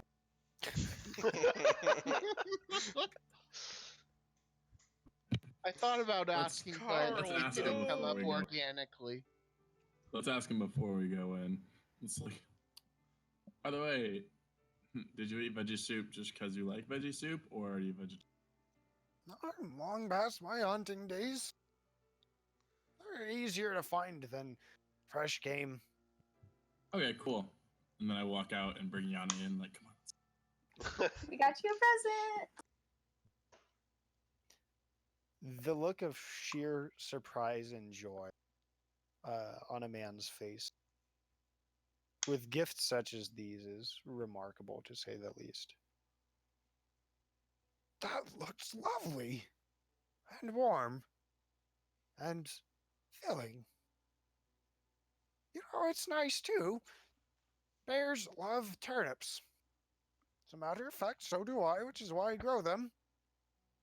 Perhaps it'll save me a few turnips each season too. There you go. Do you mean to leave all of this for me? Yeah, I hear we've the bones got make enough excellent soup. provisions. Well, this will be plenty to last me through a winter and then some. Thank you. You're welcome. Thanks for giving us your space. No props, Holmes.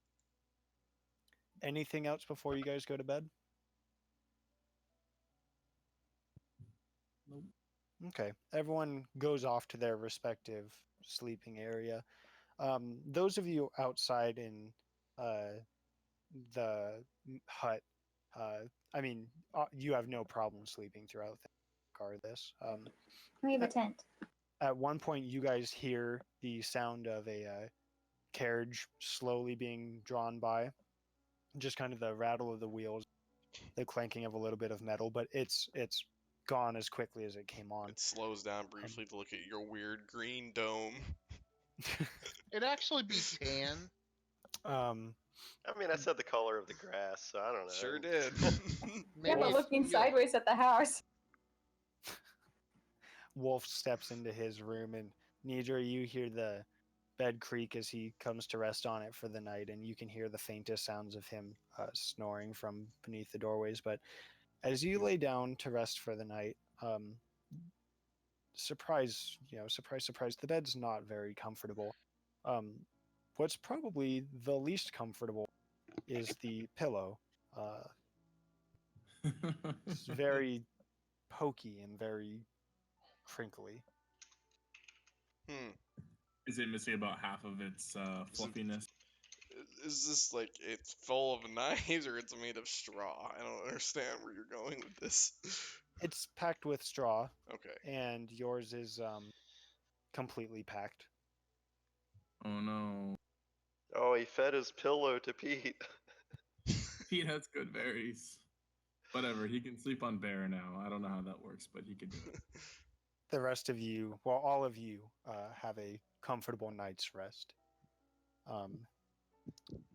Yana, being the first to wake up, being of the Dawn Caller tribe, what do you do when you wake up? You see your companions asleep within the tiny hut. You see out to the house. Looks pretty still. I think I'll just watch the sunrise. Chill. I won't play a horn to wake everyone up, even though I'm really tempted. Dinah, play your horn. Okay, I'm Probably, actually just gonna go right next to Bosco and play it just in his ear a little bit, and then go back And to flooding. Did I suddenly, hear her wake tinnitus. up? Passive perception? Probably. I mean, I don't know. It's me torn between you would same time you'd be used to her waking up early, so it's like the question is more of would Bosco even care? You know, If she came up to me before she'd even do it, I'd flip her off. And roll back over. We have such Okay. a good relationship.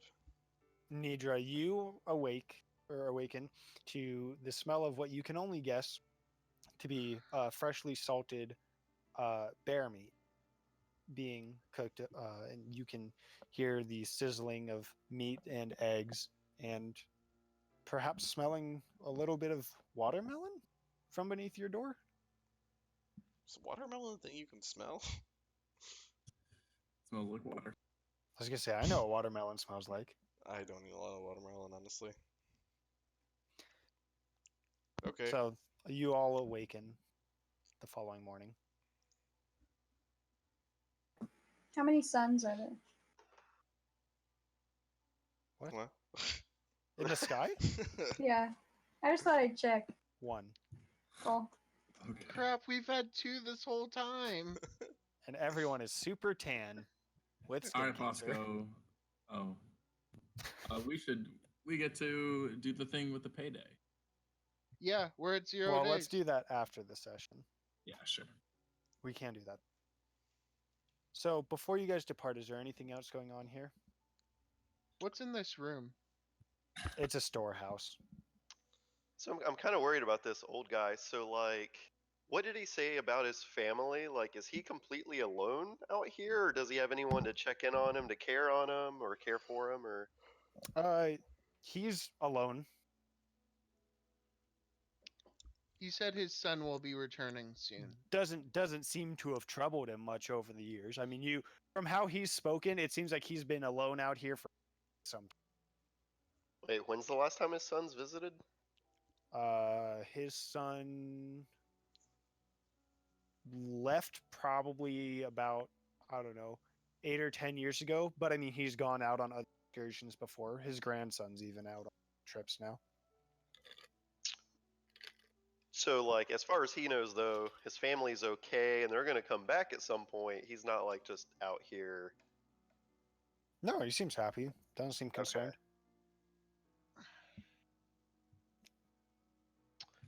So wait, we can reset, right? All of our hit Yeah, points in that. You get a scenario? full rest. Okay, well, maybe we could still leave. I don't know, like a couple good berries, just to last him the day too. I mean, Seems you like could he could leave use some one nourishment. good berry, and that's how as He has a much whole good bear as... now. Yeah, but like, his small little cover over on the edge.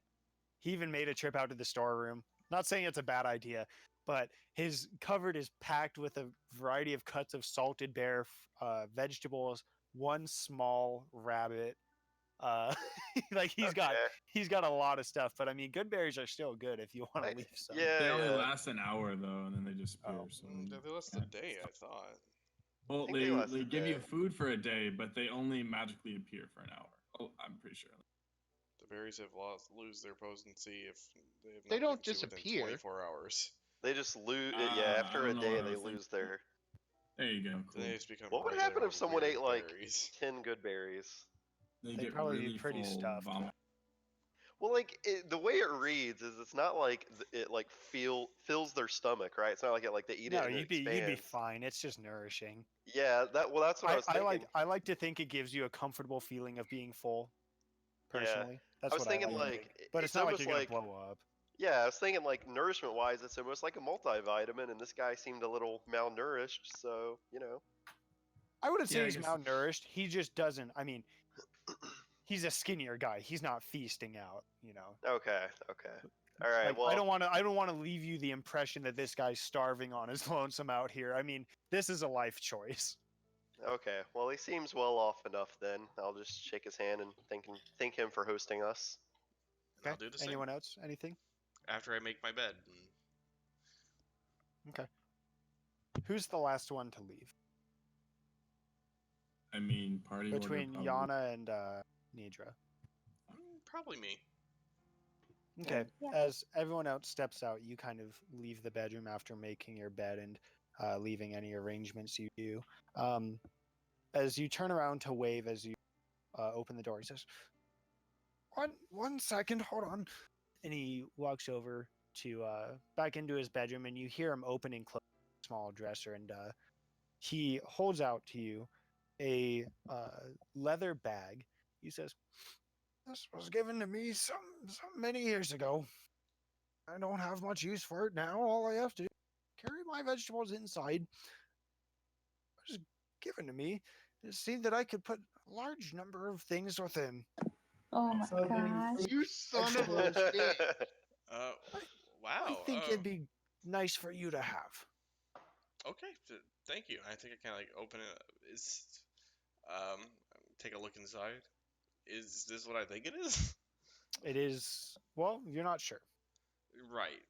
I think regardless, I don't inspect it too closely. I give him a deep bow and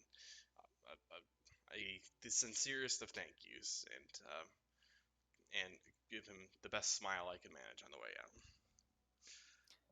As you each depart his property, remounting the horses that were given to you and making your way back east towards Scornubel, you right away seeing an old man in humble farmstead, just waving you off and smiling. And you hear him at one point say, "Come back sometime. I'd love to see you again. Safe travels." And that's where Thank we'll you. end the night. Awesome. Your guys' trip to Scornubel is completely successful. The remainder of your days, no complications at all. And How many days? good question. We will start in Scornubel next week to travel from. Let's see. Hold on. I gotta double check something because I gotta see how it's work here. I don't know that it makes a big difference. Let's see. Movement. It only matters for me and Horse. Shriek, I think. Travel pace. Horse. I think that travel pace doesn't really change when you have a horse because I'm they gonna say run so. faster, but they don't sprint all day. Yeah, I think it's more of an easy. From El Toro to Scornubel is 5 days. Okay, so we spent one. We should be at 3, I think. No, like that. Yeah. Yeah. Oh, I see what you're saying. Yeah. So you guys will be. It'll be 1 week plus. Like you'll have 3 left. Yep. agree. Granted that you guys would have cast Detect Magic and Identify. Nidra, you do have a bag of holding. Hot damn. Spicy memes. Hermione over here. I wish it was a bag of colding. I thought about a bag Do- of no. I thought about a bag of folding where anything you put in it folded. But I could just imagine you guys getting some fancy ass sword and putting it in the bag of folding and pulling out a giant block of steel. There's no such thing as a bag of folding. There's no such thing as a bag of folding. There is. Really? Please do not Yes. complain. He has been very gracious with us. I am very gracious, but we had this discussion already. Hey. Remember what Vex has? Like she can take you can take No, I different know. types of food. It's a bag of holding. Deal with it. Oh shit. What the fuck? We could have gotten all sorts of different game as we went along. Okay. But I like the have bag of holding. updated the overhead map. Thanks for dodging my griffin encounter or my rock encounter. Great. I don't really care. Those guys were jerks. It could have gone either way. Just so I can tell you guys real quick. If you guys would have gone to the nest, there were 10 500 GP gems, a potion of climbing, a potion of healing, a potion of hill giant strength, and a 3rd level spell scroll with a scroll of lightning arrow. So, Cool. I mean, you missed out on loot, but it's a nice decision. I'm going to walk Abby out. We ended the stream. yeah? I'm cutting it now. Okay, well, thanks for Bye. watching Future Us. That was probably, I think, at least in my opinion, the most entertaining session I've DM'd in quite some time. That's a good one. So, anyways, next week, I think Sunday morning, right, Richard? I need to double check. I thought I Yeah, was working and we're next gonna have week, to but talk maybe I'm about it not 'cause now. We're going to have to talk about it too, because one of us may not be able to make it.